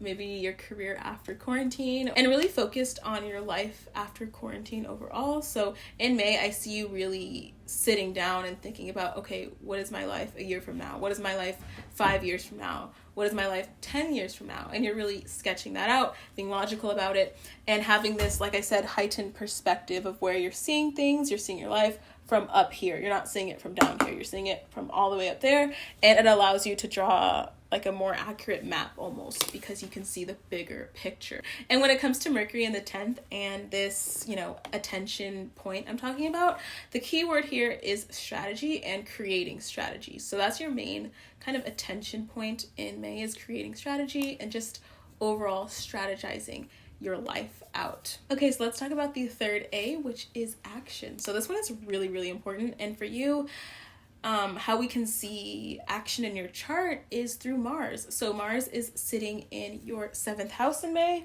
Now Mars moves into your 7th house around, I think, May 13th. So Mars is right here. There you go. 7th house. So that's so significant. I feel like these houses are so pivotal in one's life, and you're having that emphasis of energy in your chart during May. So Mars is the planet of action. It's the planet of willpower. It's this planet that represents our motivation to do things. Even more deeply, I know the 7th house gets this reputation of being the house about partnership and just relationships only, but really it's this house that represents compromise. It represents balance. So in May, you're really motivated towards compromise. You're motivated towards balance. You're taking literal physical action to create balance in your life, especially in your partnerships. I feel like this energy for you, Virgo, is just like, I really feel this energy for you, Virgo, where it's like you're being super proactive. It's like if things were stagnant in your life recently, or if they've been stagnant at all, you're almost like, wait, I'm doing something about this. I'm creating balance. I'm manifesting my vision. I'm following my purpose. You're really driven towards the future and really taking action to actualize your goals. And this 7th house Mars transit is so pivotal for you because it's a moment where it's like, okay, I need balance in my life. I need logic. I need to do things sensibly, right? I need to do things logically with this 10th house Mercury, right? And you're really committing to yourself. You're committing towards your journey. The 7th house is the house of commitment. It's the house of contracts. So you're really committing towards this future goal that you have, this future strategy, this life plan that you have. You are like physically, literally committing to it, and you're very motivated to do so, and you have the willpower to really actualize your vision that you have for your life and for your future. And so we can't talk about 7th house without talking about partnerships. And so with partnerships, I feel like you're motivated to create balance with your partnerships. You're motivated to create compromise and really find that middle ground with people. Also, 7th house Mars can be somewhat problematic just because Mars does rule fighting. It does rule aggression and anger. So you can get into like little spats and like arguments with people around you, or maybe your spouse or your boyfriend or girlfriend. There is the potential for kind of anger and arguments, more so with Mars in the 7th. So you do have to be wary of that. But ultimately, I do feel like your motivation is to create balance. So ultimately, you will get that balance that you want and compromise and stuff. But you might go through a little bit of aggression or I guess little battles with people, especially like ego battles, I sense, with Mars in the 7th transit. So of course, with your love life, it's taking a huge impact in May because Venus is going retrograde. So Venus retrograde is a huge event in May. It's affecting a lot of people, and we're really going to talk about how that influences you, Virgo, specifically, and your love life in my next video. So if you want to find out about your love life and how this Venus retrograde will influence you, stay tuned for my next video. Make sure you're subscribed to my channel so you don't miss it. Turn on the post notification. And in the meantime, you guys can head to my Instagram at Astrokit, where I will be posting your tarot card of the month and updating you on daily updates with the month of May and how it pertains to you, Virgo. So with that being said, I will see you guys in my love prediction video so we can talk about your love life. Okay, hey Leo, so let's talk about your month of May and how these astrological events that are happening in May will influence you and your life. Now, speaking of astrological events, May is jam-packed with a lot of astrological activity, and I talk about the specific calendar and dates to look out for in the beginning of this video, so the first timestamp, so you guys can check that out and screenshot it if you guys want to see the specific dates of the astrological planetary movements. So we're going to get into how this planetary movement will really impact Leo on a regular basis. And how we're going to do it is that we're going to break down your month of May into the triple A's. So what I've been doing is the kind of like triple A check is what I'm calling it. So the first A we're going to talk about is awareness. And we're going to talk about where your awareness is going to be in May and really talk about your perspective on life from this emotional, spiritual, and mental perspective, especially since we're still kind of in quarantine and we're not doing like too many physical activities. There's not a sense of normalcy in life quite yet. So we're really going to talk about your spiritual state and your awareness in your birth chart and how that will manifest over the month of May. And then for the second A, we're going to talk about your attention. So we're going to see where your attention is focused in May, what is mentally consuming your mind in May, what you are really mentally focused on a regular basis, and where your attention really lies in the month of May. Now, for the third A, we're going to talk about your action. And this one is really important. We're going to see what actions you are taking in May, what you are physically motivated to do, and where your ambition really lies in your chart in May, and how that will manifest over the course of the month. Okay, so for the first A, we are looking at your awareness in the month of May, and we're going to see where your awareness really lies. So how we can see awareness in our charts is by looking at the sun. So for you, Leo, in May, the sun is going to be in your 10th house for the bulk of the month. So I actually drew your chart here. We have Leo at the bottom and we have May. So your sun is actually going to be all the way up here, and the sun is going to be at the top of your chart, and that's a really significant transit. And so for the bulk of May, you're really going to feel that 10th house energy really influence you on a regular basis. And what this might manifest as is you being very aware of how you are perceived, how your identity is projected into your professional life, how it's projected into your public life. You're really focused on your public and professional life in May. I feel like birth charts can be really literal sometimes, and with your sun at the top of your chart, it's almost like your awareness is focused very objectively. You're focused from the top of the mountain. You're not really focused on your inner life, which is like the bottom of our charts, which is like the houses that are closest to us. You're really focused on this expanded perspective. Like I said, you're seeing things from the bigger picture perspective, not just the inner perspective, if that makes sense. Because you have the sun so high up in your chart in May, you're really focused on the future. The 10th house does represent future goals. It represents achievement. It represents logic and strategy.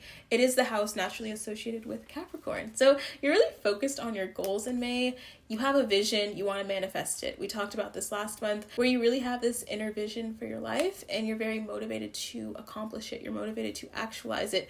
And the 10th house is a very concrete house. It's a house where you do get things done. It's a very productive house overall. It's a house that really manifests as being very strategical and enacting your plans. So I do see for you, Leo, your awareness being focused on your future, your reputation, how to accomplish your financial goals, your career goals, any type of goal you have that pertains to the future and your future plans in life. You are aware of that and focused on it in May. And on a more everyday level, you can expect to be more invested in your relationship with the public. So even though we're like on quarantine and like obviously not on the level of being in the public yet, I feel like you're focused more so metaphorically on like your relationship with the public from the standpoint of your career, from your professional life. Maybe you're doing a lot of things online or doing things that relate to your professional life, like doing your resume, LinkedIn page, things like that. You're really focused on your public image and you're aware of how you're perceived in May, and you are taking the steps to kind of refine yourself to the person you want to be in order to get to the place that you want to be at. Okay, so let's talk about the second A, which is your attention. So let's see where Leo's attention is going to be focused in May. Now, the way we can see attention in our birth charts is by looking at Mercury. So Mercury is actually moving into your 11th house in May. So we have your chart here. So Mercury is going to be right here. I would say starting in, I think May 11th is when Mercury officially goes into your 11th house. So you're really going to be feeling that Mercury in the 11th house energy very strong. And as you guys can see, the theme here is that the energy is really lying at the top of your chart right now. And so like I said, you can think about this transit very literally, where it's like you are looking at things from an elevated standpoint. This is the top of your chart. You're not thinking about just the inner world. You're not just thinking about things that affect you on a personal level. You're thinking about the larger scope of humanity, the larger scope of your public life, your future, etc. Not just being so concentrated inward, but really projecting your energy outward. And so for you, Leo, this Mercury in the 11th house is so powerful just because it represents thinking differently. It represents thinking outside of the box. This is just such great energy for you just because you're thinking about your future a lot right now. You're thinking about your future in May, especially. You're taking action to manifest this future, this vision that you want. And Mercury is going to help you kind of be mentally aware of ways to get to where you want, but in an intelligent way, in an innovative way.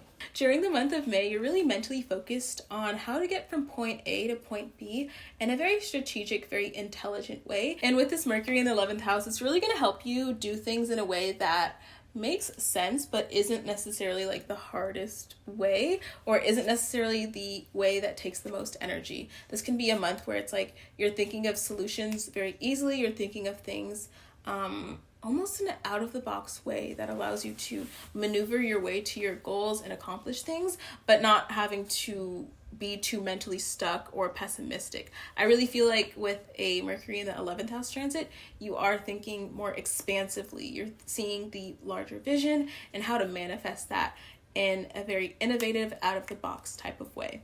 And of course, we can't forget that the 11th house does rule social groups. So I do sense like you are combining your mind with other people to accomplish things. I feel like there's like a light bulb moment going on with you in May where it's like, wait, I can collaborate with this person. I can join this group.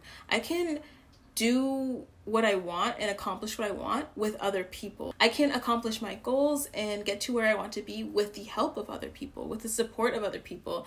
I feel like this 10th house sun is very ambitious and very kind of lonely, I guess. I feel like this 11th house Mercury is going to position you in a place where it's like mentally you're collaborating with other people to get where you want and realizing you don't necessarily have to do it alone. I feel like that saying is really relevant for you in May, where it's like two minds are better than one or something. I feel like that, I forgot what the saying is, but you guys know what I'm talking about, where collaborating with others does kind of develop this sense of genius within you. It really develops this sense of evolution and forward movement that you really couldn't accomplish just on your own. So I do sense your attention being focused on collaboration, unifying others, thinking of how you can put a group together to accomplish a goal that you want, and realizing that you can accomplish everything you want and your goals with this 10th house energy, but realizing you don't really have to do it alone. And I feel like that ties into that intelligence and innovative thinking that I was talking about earlier,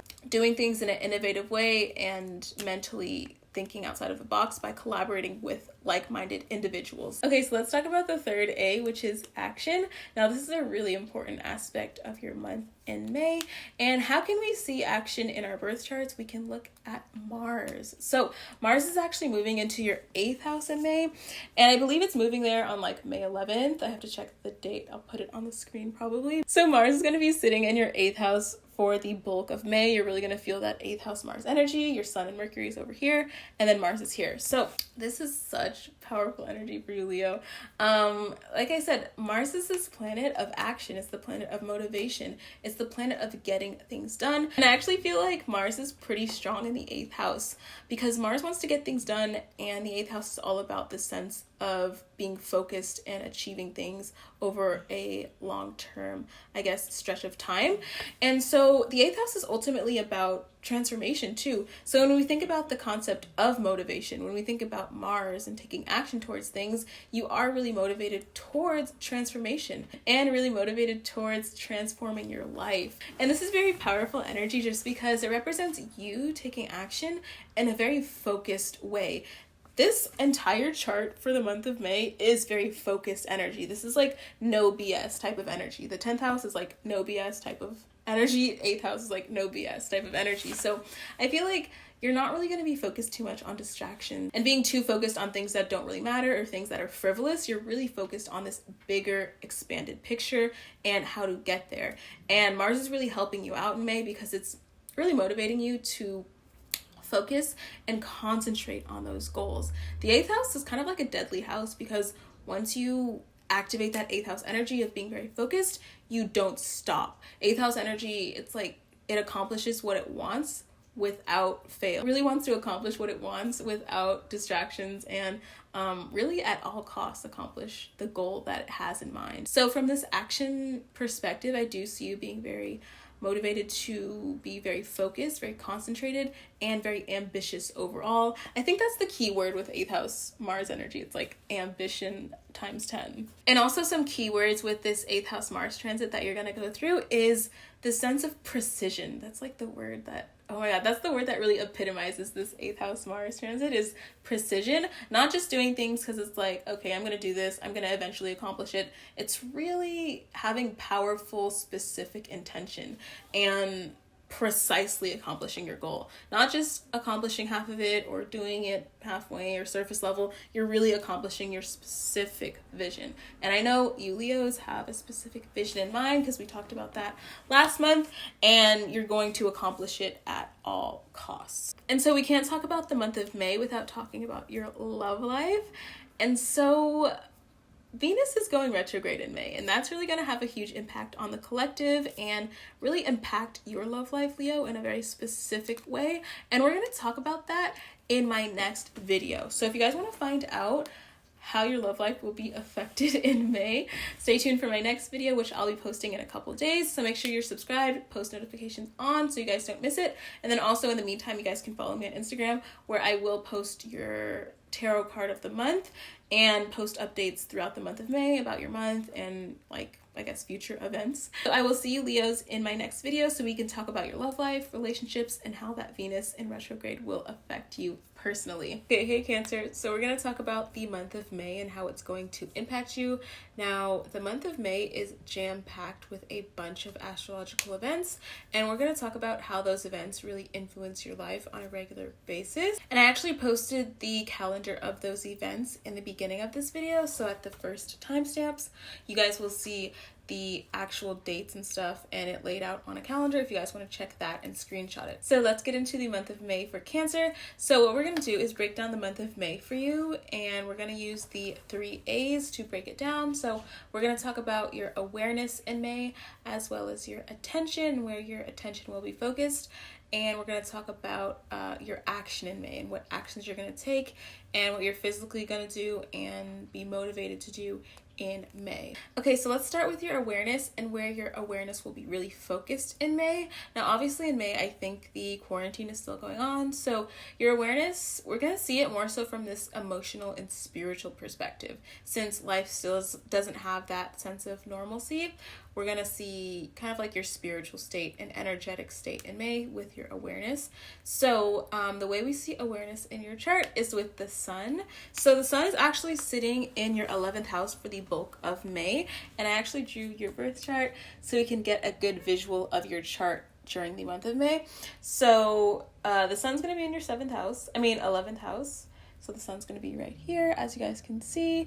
And so this is a really significant transit for you just because the 11th house is all about this sense of objectivity. So this is a really significant transit for you just because the 11th house represents seeing things from this objective standpoint, seeing things from a larger, expanded viewpoint, not just seeing things in a very closed-minded or a very centralized way. And more importantly, the 11th house represents our goals, our dreams, our wishes. So to have the sun here during May, it's like your awareness is focused on your greater vision. It's focused on your goals, the bigger picture, which is really significant for Cancer just because your energy tends to be very focused inward, just given the nature of your sign. You're always focused on your inner world, your inner emotions, your intuition, literally.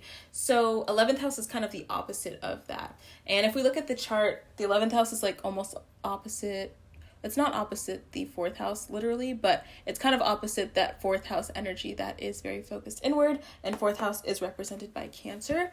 And so you're really projecting your greater vision for your life outward and really thinking about what do you really want to see manifest in the world? What do you want to see manifest in your life? So the 11th house also represents groups and social networks. So not only are you thinking about your own greater vision, but you're thinking about the greater vision of those around you. Maybe you're thinking about the greater vision of humanity and what you can do to contribute to that greater vision. Especially granted the times that we're in and like this whole spiritual awakening, you're like, how can I play a part in that? How can I lead somehow in that? How can I be inspiration for somebody who is on a certain spiritual journey? You're really thinking about that elevated perspective. And if we think about a birth chart, literally, this top of our chart is like a very elevated point, right? Houses 11, 10, 9 are very elevated houses. If we think about the signs of Capricorn, Aquarius, Sagittarius, those are signs that are naturally very objective, that naturally see things from that elevated point.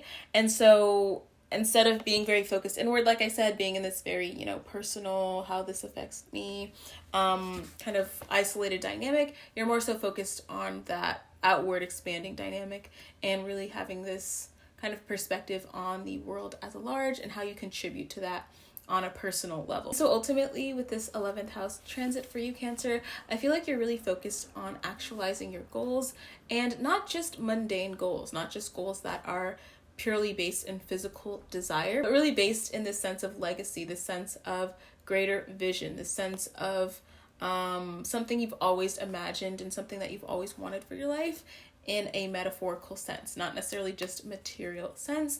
And you're really working on manifesting that and having this heightened awareness on that. And not only are you doing it on your own, but you're collaborating with others to accomplish this vision and manifest this vision as well. And on this more mundane level, I would say that it manifests as collaborating with others on a daily basis, and especially online, considering quarantine. And the 11th house represents social media, online social networks. You can be really collaborating in groups online, joining groups online, being invested in group chats and things like that. Okay, so let's talk about the second A, which is attention. So with attention, how we can see attention in our birth charts is by looking at Mercury. Now, Mercury in May is going to be in your 12th house, so this is super significant. And let me just write it down for you guys. So Mercury is right here. I'll abbreviate it. Oh, there we go. So Mercury is all about the sense of logic and mental acuity. You guys already know about Mercury. So with this 12th house energy activated with your Mercury, with the planet of Mercury, you're really focused inwardly. You're focused introspectively. You're focused on this inner meaning, this inner truth. I feel like the 11th house energy that you have going on is all about this greater sense of meaning and this greater vision that you have in a philosophical sense. And then the 12th house Mercury transit is all about deeper meaning, the meaning within yourself, the meaning within your soul. And with Mercury in the 12th house during May, you're really listening to your higher self. You're listening to your intuition. It's almost like you can almost audibly hear your intuition speaking to you during May. And 12th house Mercury transits are really, really powerful just because 12th house is about spirituality. It's about our subconscious mind. 12th house represents everything we can't really see or touch or feel physically, but we can very much feel spiritually. So you're really emotionally tapped in to your spiritual self during May and really listening to yourself from an internal level. And like I said, Cancer archetypically is a sign that is very intuitive and focused on your inner voice. And specifically in May, you're really activating that inner voice. And I feel like that inner voice is kind of contributing to this greater vision that you have. And let's say you have this intuitive maybe message or download that you want to accomplish a certain vision, and as long as you listen to that inner voice, that vision will be accomplished, if that makes sense. And so when it comes to the perspective of attention and where you're mentally focused, you're really focused inward. You're very reflective, introspective. Don't be surprised if you feel less talkative, if you feel a little bit more, I guess, introverted. Even though the 11th house is activated and that's a very social house, the 12th house, it doesn't really want to speak out loud. It wants to turn inwardly. It wants to write things down. It wants to create art. It wants to do things that you don't really have to speak to communicate, right? And so because of that, you're going to be really thinking and being introspective and discovering what your inner voice truly has to say. And then on a more everyday level, like I touched on, the 12th house is the subconscious mind. So this is a moment where you might be very aware of your subconscious thoughts. Maybe you're remembering things from the past, especially like subconscious traumas or subconscious beliefs or things that kind of harm you. I almost think about this 12th house Mercury as like that thorn in your side, like remembering certain things that kind of hurt you, but when you remember them, you're able to pull the thorn out, if that makes sense. So you're gaining this really heightened awareness of those subconscious thoughts or memories you thought you forgot, but then you haven't healed them yet. So you're going to be healing them in May, and your attention is going to be really focused on this subconscious material that you have to digest and integrate and really evolve through. Okay, so let's move on to the third A, which is action. So this one is really important, and although it is quarantine and there's not a lot of physical action happening, there is still physical action, like realistically speaking. So let's talk about your actions in May and what you will be motivated to do. Now, how can we see action and motivation in our charts? We can look at Mars. So Mars is actually moving into your 9th house in May. So here we have the 9th house, and then Mars is going to be sitting there starting, I would say, I think May 11th, Mars goes into your 9th house. So you're really going to be having the 12th, 11th, and 9th house really activated during May. And like I said earlier, the 9th house is a very elevated house. It's a house where you're able to see things in a more objective state. And so when it comes to action and what you're motivated to do, you're really motivated towards the sense of truth. You're motivated towards the sense of optimism. Those are two key themes with the 9th house. And even more importantly, the 9th house is all about our purpose in life. So with this Mars here and having this very physical planet, action-oriented planet in your 9th house, you're really motivated towards your purpose, towards your truth. Overall, I feel like there's this sense for you in May where it's like you're discovering your inner truth with this 12th house, and you're really pursuing it. You're pursuing whatever the truth means to you, whatever your purpose is. You're just genuinely pursuing that. and you're motivated to expand your mind, expand your consciousness, and really elevate on your spiritual journey. And I feel like the key word here with the ninth house transit is expansion. And expansion, not just to do it, but expansion for the greater good of your life and greater good of your purpose. And on a more like everyday basis, ninth house Mars transit does indicate feeling a bit more spontaneous, feeling a bit more willing to do things out of your comfort zone. Again, that's really pivotal for Cancer because naturally you can be very inwardly turned, focused on your inner self, and focused on security to the point where you don't really want to travel outside of that security zone. But with the sun in the 11th house, sun in the 11th wants to do things differently. It wants to do things in an innovative way. Ninth house wants to do things boldly, spontaneously. So you're really motivated to do things you're not necessarily comfortable with. And especially as it pertains to consciousness expansion, maybe you're more motivated to learn things about higher knowledge. Maybe you were not really willing to learn before, or just expand your mind in ways you never really thought of is going to happen for you in May. And you're really motivated to do that with this ninth house Mars. And the ninth house Mars also indicates travel. So you really want to travel probably in May. And of course, that's not likely because of quarantine, but you might have that urge to want to travel. So just keep in mind that if you want to travel, I guess, take a walk or go on a drive, but just know you will have that urge, but maybe channel it into more so watching like a documentary or something like that, even if you can't literally travel because of the state of the world right now. So of course, in the month of May, your love life will be heavily impacted, and that's because Venus is going retrograde. So we're going to talk about that Venus retrograde and how it will affect Cancers in my next video. So if you want to find out about your love life and how it will be impacted by that transit, stay tuned for my next video, subscribe to my channel, post notifications on so you don't miss it. And in the meantime, you guys can follow me on Instagram at Astrokit, where I will post your tarot card of the month and post daily updates about the month of May. So I will see you Cancers in my next video. Hey Gemini, so let's talk about the month of May and how it will impact you.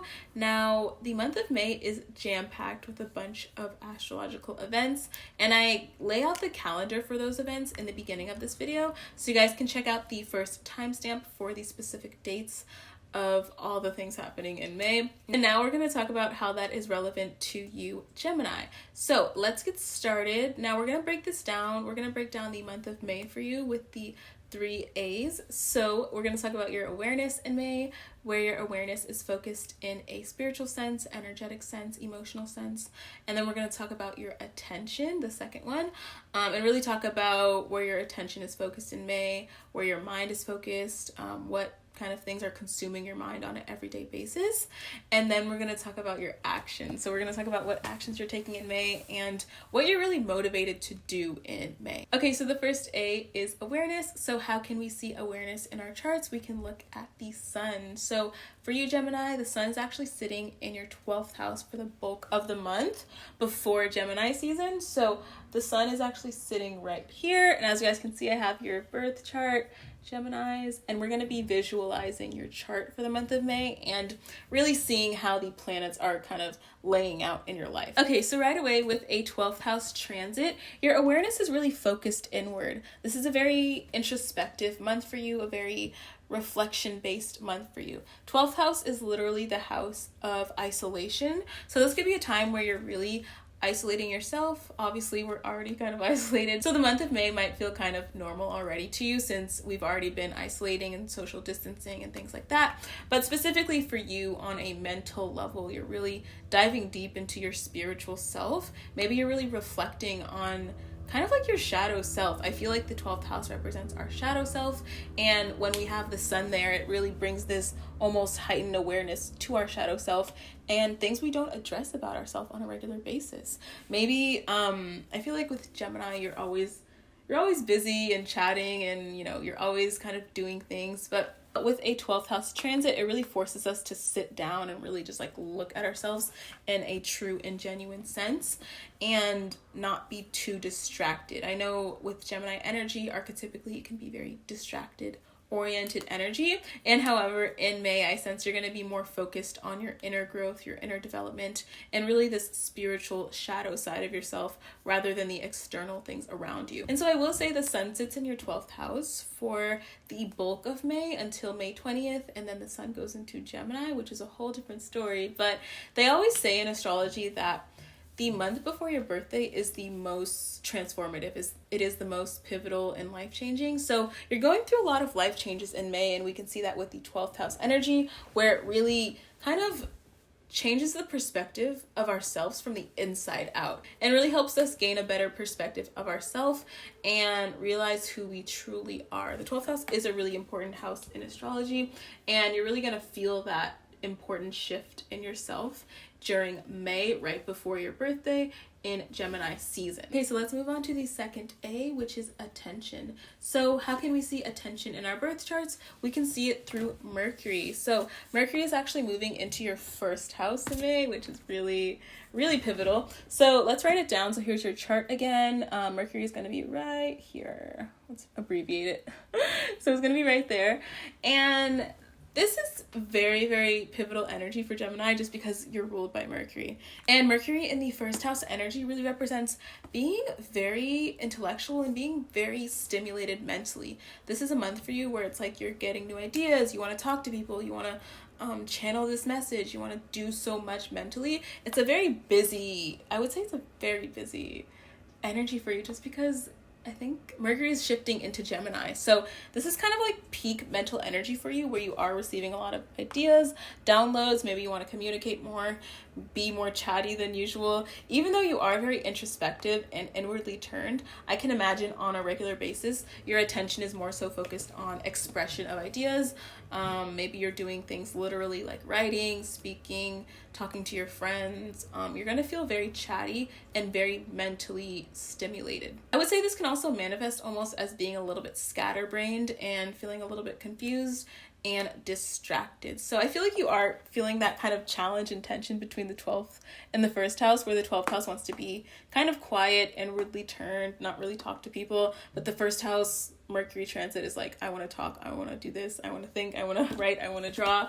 You really can't sit still with Mercury in the first house, right? So you can kind of expect that tension of wanting to feel very by yourself and reflective and wanting to communicate with others. I would say your attention on a daily basis is going to be focused on your communication style, your thoughts, your ideas, what you want to creatively express even, and even just focused on your own beliefs, your own thoughts on a daily basis, and really being almost saturated in this very mental, mercurial Gemini energy is going to be where your attention is on a daily basis in the month of May. So let's talk about the third A, which is action. So this one's really important as well.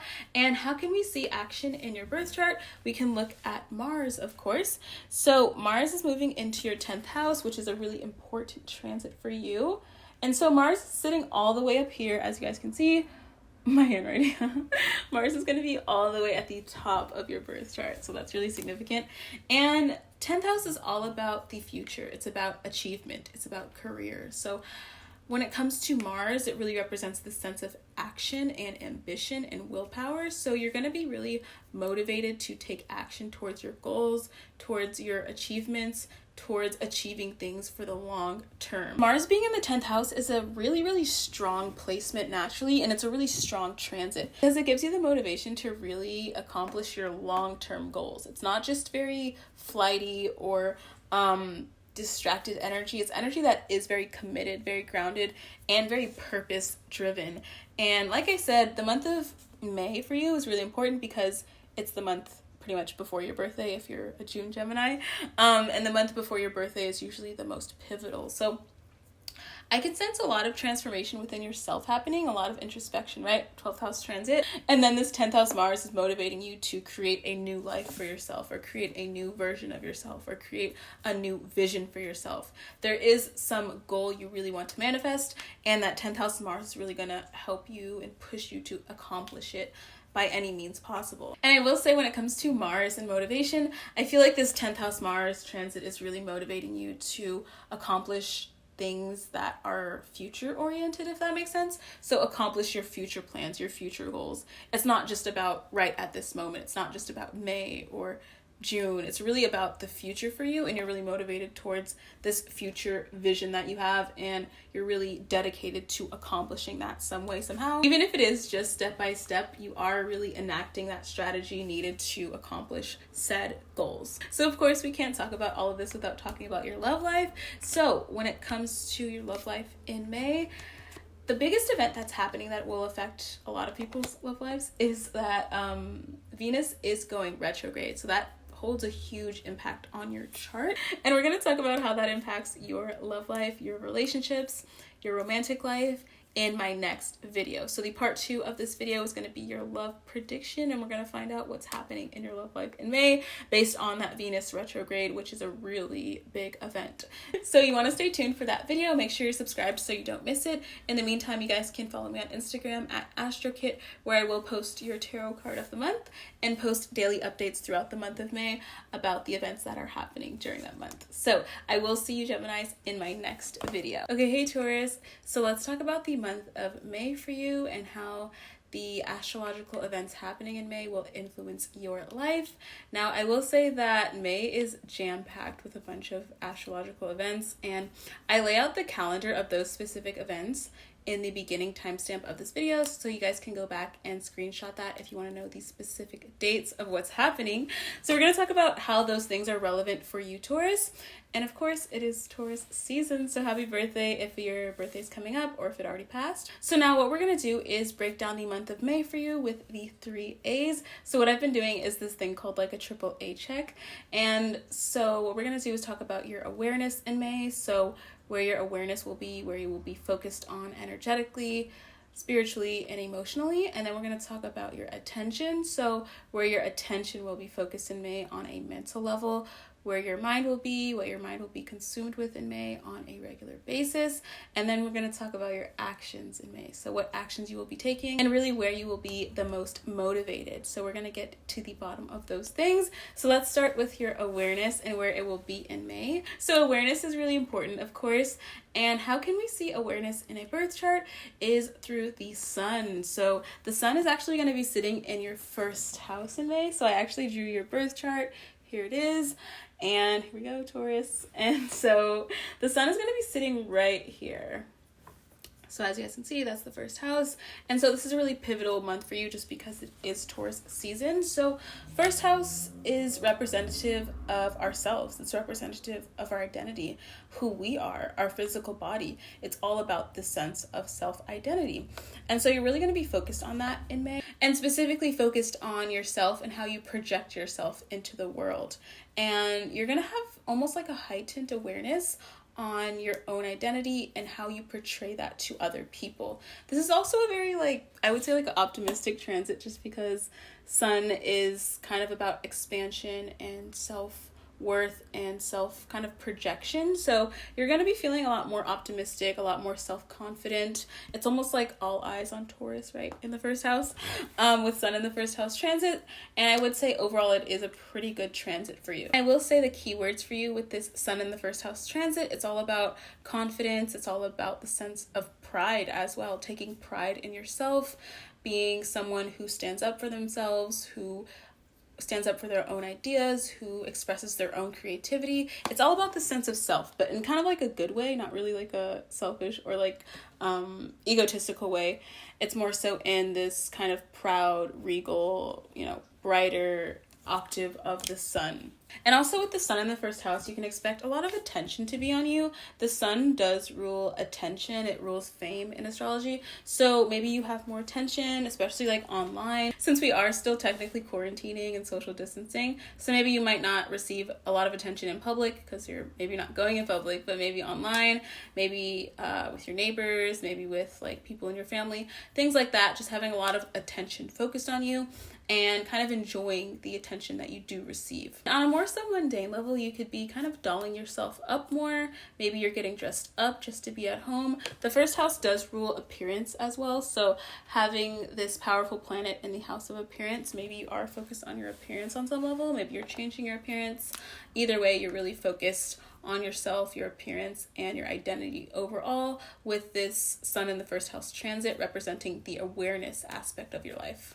And so let's talk about the second A, which is attention. So how can we see attention in our birth charts? We can see it through the planet Mercury. So for you, Taurus, Mercury is going to be moving into your second house. So I'll write it down for you guys. I'm going to abbreviate it. So there's Mercury and then there's the Sun, but we already talked about the Sun.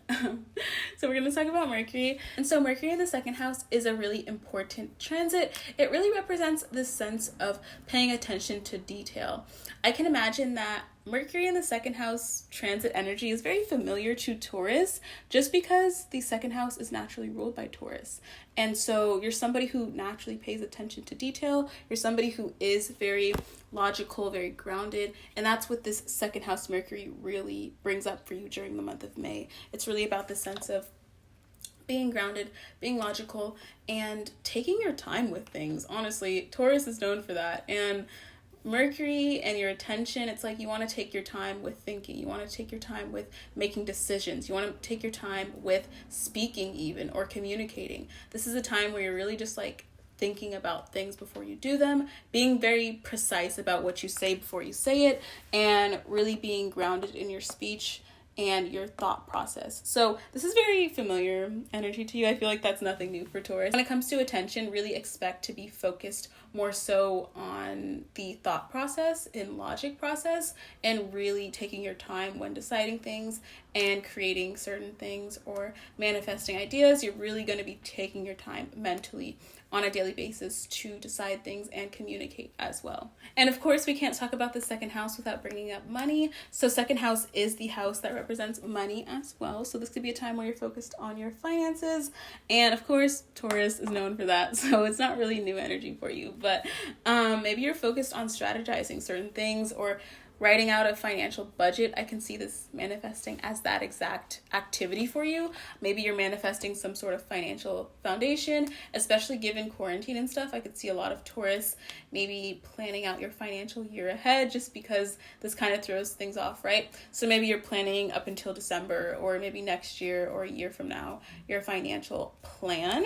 And also, second house does kind of indicate splurging or overindulging. So be wary of that, just because Mercury might not have that limit of like, okay, I need to stop spending. So maybe spending can be somewhat of a problem, or maybe online shopping might be a thing too, just because of quarantine. So be wary of that with this Mercury in the second house. But overall, I would say it is a good transit for you, because it does bring you into a very logical, grounded mindset and allow you to strategize and think about things before taking hasty actions. So that brings me to the third A, which is action. Now this is a really important one. So how can we see action in our birth charts? Well, we can look at Mars.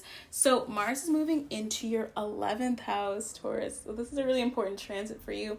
And although we are in quarantine and action isn't like the main thing or the main theme of quarantine, because we're sitting at home, right? But this really indicates action on a more so metaphorical level, on a philosophical level, and physical level too, in our everyday lives. So when it comes to Mars, not only does it symbolize action, but it also symbolizes willpower and motivation. So with Mars sitting in your 11th house, you're really motivated towards your greater vision. You're motivated towards your hopes, your dreams, your wishes. The 11th house is all about this more so objective view on life, objective view of your goals. It's not really about petty or mundane things or physical things or material things. It's about the greater vision of your life, or what you envision with your life, right? Your major goals, your major hopes, what you hope to gain, things like that. So you're really motivated towards those things in May. Maybe you're motivated to somehow actualize your goals. And especially with this Mars being paired with this Mercury in the second, Mercury in the second wants to create a solid foundation, right? And you really can't accomplish these bigger, larger visions without this solid foundation. So I sense for you in May, you're really setting up that foundation for this very powered energy to be manifested with your larger goals and vision. Also, the major theme here with Mars being in your 11th during May is this sense of innovation. With the 11th house energy, it is associated with Aquarius, and Aquarius really wants to do things differently. It wants to do things in a smart way, in a logical way, but do it in their own way, right? So during May, you're really motivated to do things in your own way. You're motivated to do things in an innovative way. And you're really taking an innovative approach towards life, and innovative approach towards achieving your goals, dreams, and visions for your life. And of course, we can't talk about the 11th house without talking about the fact that it does represent social media, social groups, anything involving kind of social dynamics, it does represent. So maybe you're more motivated in May to unify with people upon a common goal. And I really feel like uniting with people upon a common goal is very innovative in itself. So maybe you're doing that and accomplishing certain goals that you have, but somehow using the network that you have to collaborating with the friends that you have, or using the platform you have on social media. Either way, you're kind of thinking outside of the box, and you're thinking in terms of collaboration. So those are two themes you can see with this Mars in the 11th house transit, is taking action to actualize your greater vision, but with the help of other people and your social networks. I will say that the overall keywords for you for the month of May are definitely the sense of creativity, the sense of self-expression, identity, just overall this sense of self is a major theme for you, as well as finance, self-esteem, and working with other people. And of course, we can't talk about your month of May without talking about your love life. And now the event that's really impacting your love life and relationships in May is that Venus is going retrograde. So that's a huge event that's happening. It's going to affect you pretty heavily. So we're going to talk about how this Venus retrograde affects you and your life and your love life and your romantic life in my next video. So if you guys want to find out about your love life, stay tuned until my next video, which is my love predictions video, which will be going up on my channel pretty shortly. So subscribe to my channel so you don't miss it. Also, in the meantime, you guys can head to my Instagram at Astrokit, where I will post your tarot card of the month, and then post daily updates for the month of May, so you don't miss the updates and major events that are happening. So I will see you, Taurus, in your love prediction video. Hey Aries, so we're going to get into the month of May for you, your May prediction, and we're going to talk about how the astrological events are going to impact your life in May. And I will say the month of May is jam-packed with a lot of astrological activity. And in the beginning of this video, I did show you guys the calendar of events that is happening. So if you guys want the dates and stuff, I did put that at the beginning so you guys can screenshot that. So we're going to get into how all of that is relevant for you, Aries. So we're going to break down the month for you in this triple A format. So we're going to talk about the three major A's. So the first one is your awareness. So we're going to talk about basically where your awareness is going to be focused in May, more so from like an energetic standpoint, emotional standpoint, spiritual standpoint, and where your energy really is focused in your life during May. And then the second one is your attention. So we're going to talk about where your attention is going to be focused, especially on a mental and logical note, and what your mind will be consumed with on a regular basis during the month of May. And then number 3 is your action. So we're going to talk about what actions you're taking in May, where you're most motivated, and what you will achieve in May on a physical, philosophical level. Okay, so let's talk about the first one, which is awareness. Now, awareness is super important, and how can we see awareness in our birth charts? Of course, we can look at the sun. So for you, Aries, the sun is going to be in your second house for the bulk of May, and I actually wrote down your birth chart here, and we're going to walk through your transits and get a really good visual of how the planets are really laying out in your life right now. So like I said, the sun's going to be sitting right here in your second house, as you guys can see, and the sun's going to be there basically for the bulk of May, and then obviously on May 20th the sun goes into Gemini. But I will say for most of the month you're really going to feel that second house sun energy more so than third house sun energy when the sun does shift. So let's break down this sun in the second house and how it affects your awareness. So second house is all about this sense of self-worth. It's about foundations. It's about money as well. And ultimately, what is second house all about? It's really about this sense of values. So when you have your awareness here, you're going to be really focused on your own self-worth, your own self-values, your own self-esteem really is the major thing with a second house sun transit. And I feel like this transit is very powerful for you, Aries, just because second house sun is very grounded. Second house sun transit is very grounded energy. And Aries, of course, archetypically you can be kind of impatient with things or impulsive with things. And second house sun is not impatient. It wants to take its time. It wants to take kind of like the longest route possible because it is very thorough, very precise energy, right? So you might be feeling that a lot in May, and your awareness is really focused on the larger goal and how to get there in a very strategic, methodical, grounded way. It's not really about taking shortcuts or being impulsive or I want it now, so I'm going to have it now. It's really about really having that patience to accomplish a larger goal and investing your time and energy in a very grounded, focused sort of way. So you can expect your awareness to be very grounded, very practical, which, like I said, is very significant for Aries because I feel like that's energy you definitely need in your life. And so also on a more like spiritual level, the second house is about our values and how we value ourselves. So in May, you're really reflecting on your own values, your own self-worth. What do you value about yourself? What do you value in other people? I feel like once you gain that really grounded sense, keyword grounded, grounded sense of self, then you're able to, mingle with other people, which is more so 8th house energy, right? So you're really gaining that grounded sense of self and really kind of improving your self-esteem overall in the month of May. And then of course we can't talk about second house without talking about money. So you might be very focused on money in May, and not just focused on money, but really focused on what you want your financial strategy to be, what you want your budget to be. It's not just about getting money now and I need it now and being impulsive and spending money now. It's about really creating that strategy, that long-term goal, that foundation, that grounded sense of, ambition to achieve your financial goals. So your awareness is really on your material wealth and your financial wealth in May, and how to smooth that out, how to strategize that, how to budget that, etc. I will say on a more everyday level, the second house has to deal with indulgence and our 5 senses. So you might be more inclined towards indulging in your favorite things.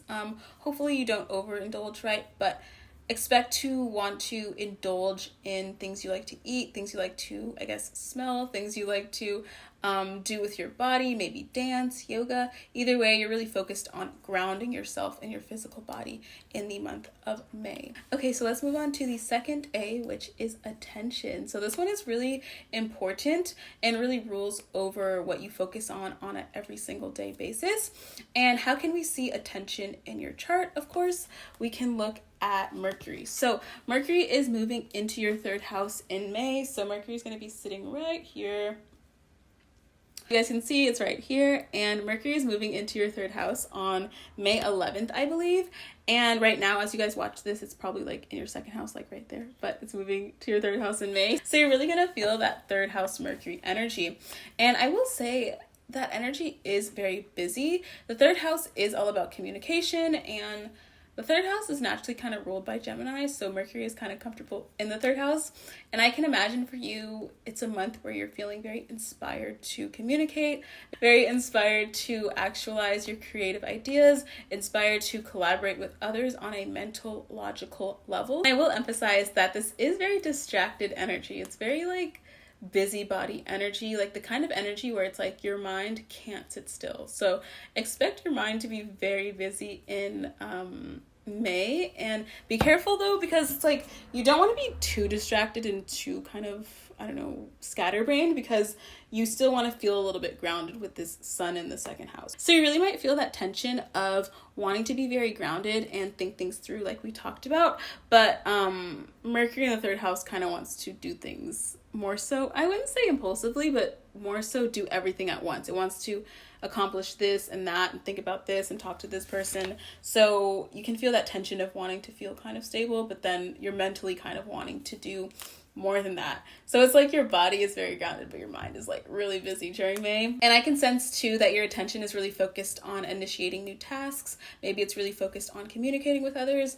I can sense it's really focused on, I feel like this is on par with the Aries brand of starting new projects and thinking of this idea and then thinking of how to create a plan for it. So I sense you will definitely be focused on initiating new tasks with in regards to your attention and where your mind will be at on a regular basis. And also I will say, from this perspective of attention, this is very curious energy as well. So you can expect on a daily basis to be very curious. Maybe you're just like searching random things every day, Googling things, watching documentaries, discovering new things. Either way, it's all about the sense of discovery and curiosity, especially as it pertains to the truth and what you are really interested in. So you can expect to be very busy-minded and kind of scatterbrained, but very curious at the same time when it comes to your attention and logical thought process in May. Okay, so for the third one, let's talk about your action. So action, of course, is really important. And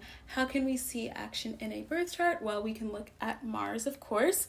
And so for you, Mars is moving in your 12th house. So let's write it down. Can you guys do that? So yeah, Mars is moving in your 12th house. And of course, Mars is your ruling planet. So this is a really significant transit that's happening for you. Now, 12th house, it's the house of isolation, and it's the house of our subconscious mind.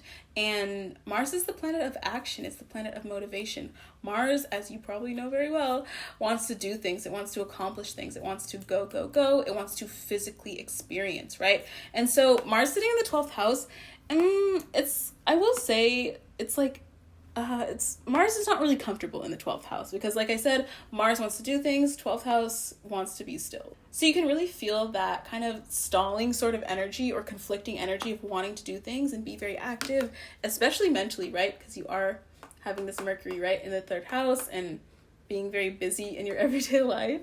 But 12th house Mars is kind of like, no, let's chill out. So you might have that kind of conflict and tension. And also I will say, with this 12th house Mars transit, it's almost like sort of like quicksand. If we think about the 12th house, whatever goes in the 12th house, if you think about it metaphorically, sort of disappears. So you can imagine that your actions and motivations and what you want to do, it's almost like it just dissolves. It's like building a sandcastle, or if we think about the 7 of Cups in tarot, it's like an illusion, right? So in May, you can expect to maybe do things and try to accomplish things, but it's kind of stalled out. It's kind of dissolved right in front of your eyes. It's almost like quicksand too, like metaphorically, with Mars in the 12th, like trying to do things and then it just kind of sinks in. It's a very insidious sort of dynamic. So that's kind of a challenging transit, but I will say the positive about it is that it really motivates you to be more in line with your spiritual self, more in line with your spiritual truth. It's sort of like being it's really this energy of you being motivated to retreat, to reflect. Like I said, 12th house is this house of isolation. It's the house of reflection, introspection. So you can expect on a daily basis to physically sort of do that. Maybe you're meditating more, you're taking moments to yourself. And I can imagine that's really conflicting for you in May, just because like Mercury wants to be a busybody and a 2nd house Sun wants to do things in the physical realm, right? But 12th house Mars is kind of lethargic and sleepy and wants to just be alone and meditate. So you might be physically doing those things in May, but really mentally very busy at the same time. And specifically, since you are an Aries, you are ruled by Mars. So I can see for you in May that you might feel a lot more lethargic, maybe a little bit less motivated. Your sense of motivation sort of is altered and kind of decreased with the 12th house Mars transit, especially since you are ruled by Mars. So maybe you might feel a little bit more sleepy, lethargic, tired. You want to be alone. You don't really want to interact too much, because 12th house isn't really this house of action, whereas Mars is the planet of action. So you can expect a lot of inaction on your part and feeling a little bit less motivated than you usually are with your Aries energy. So of course we can't talk about all of this without talking about your love life. And in May, a major event that is impacting your love life is that Venus is going retrograde. So that is a major thing that is impacting a lot of people. And we're going to talk about how that impacts Aries, your love life, your relationships, your romantic life in my next video. So in my next video, we are doing the love predictions for the month of May. So you guys don't want to miss those. And then in the meantime, you guys can follow me on Instagram at Astrokit, where I will be posting your tarot card of the month, as well as giving you daily updates during the month of May, since we are having a lot of major events. So you guys want to stay tuned for that, and I'll see you in my love predictions video to talk about your love life.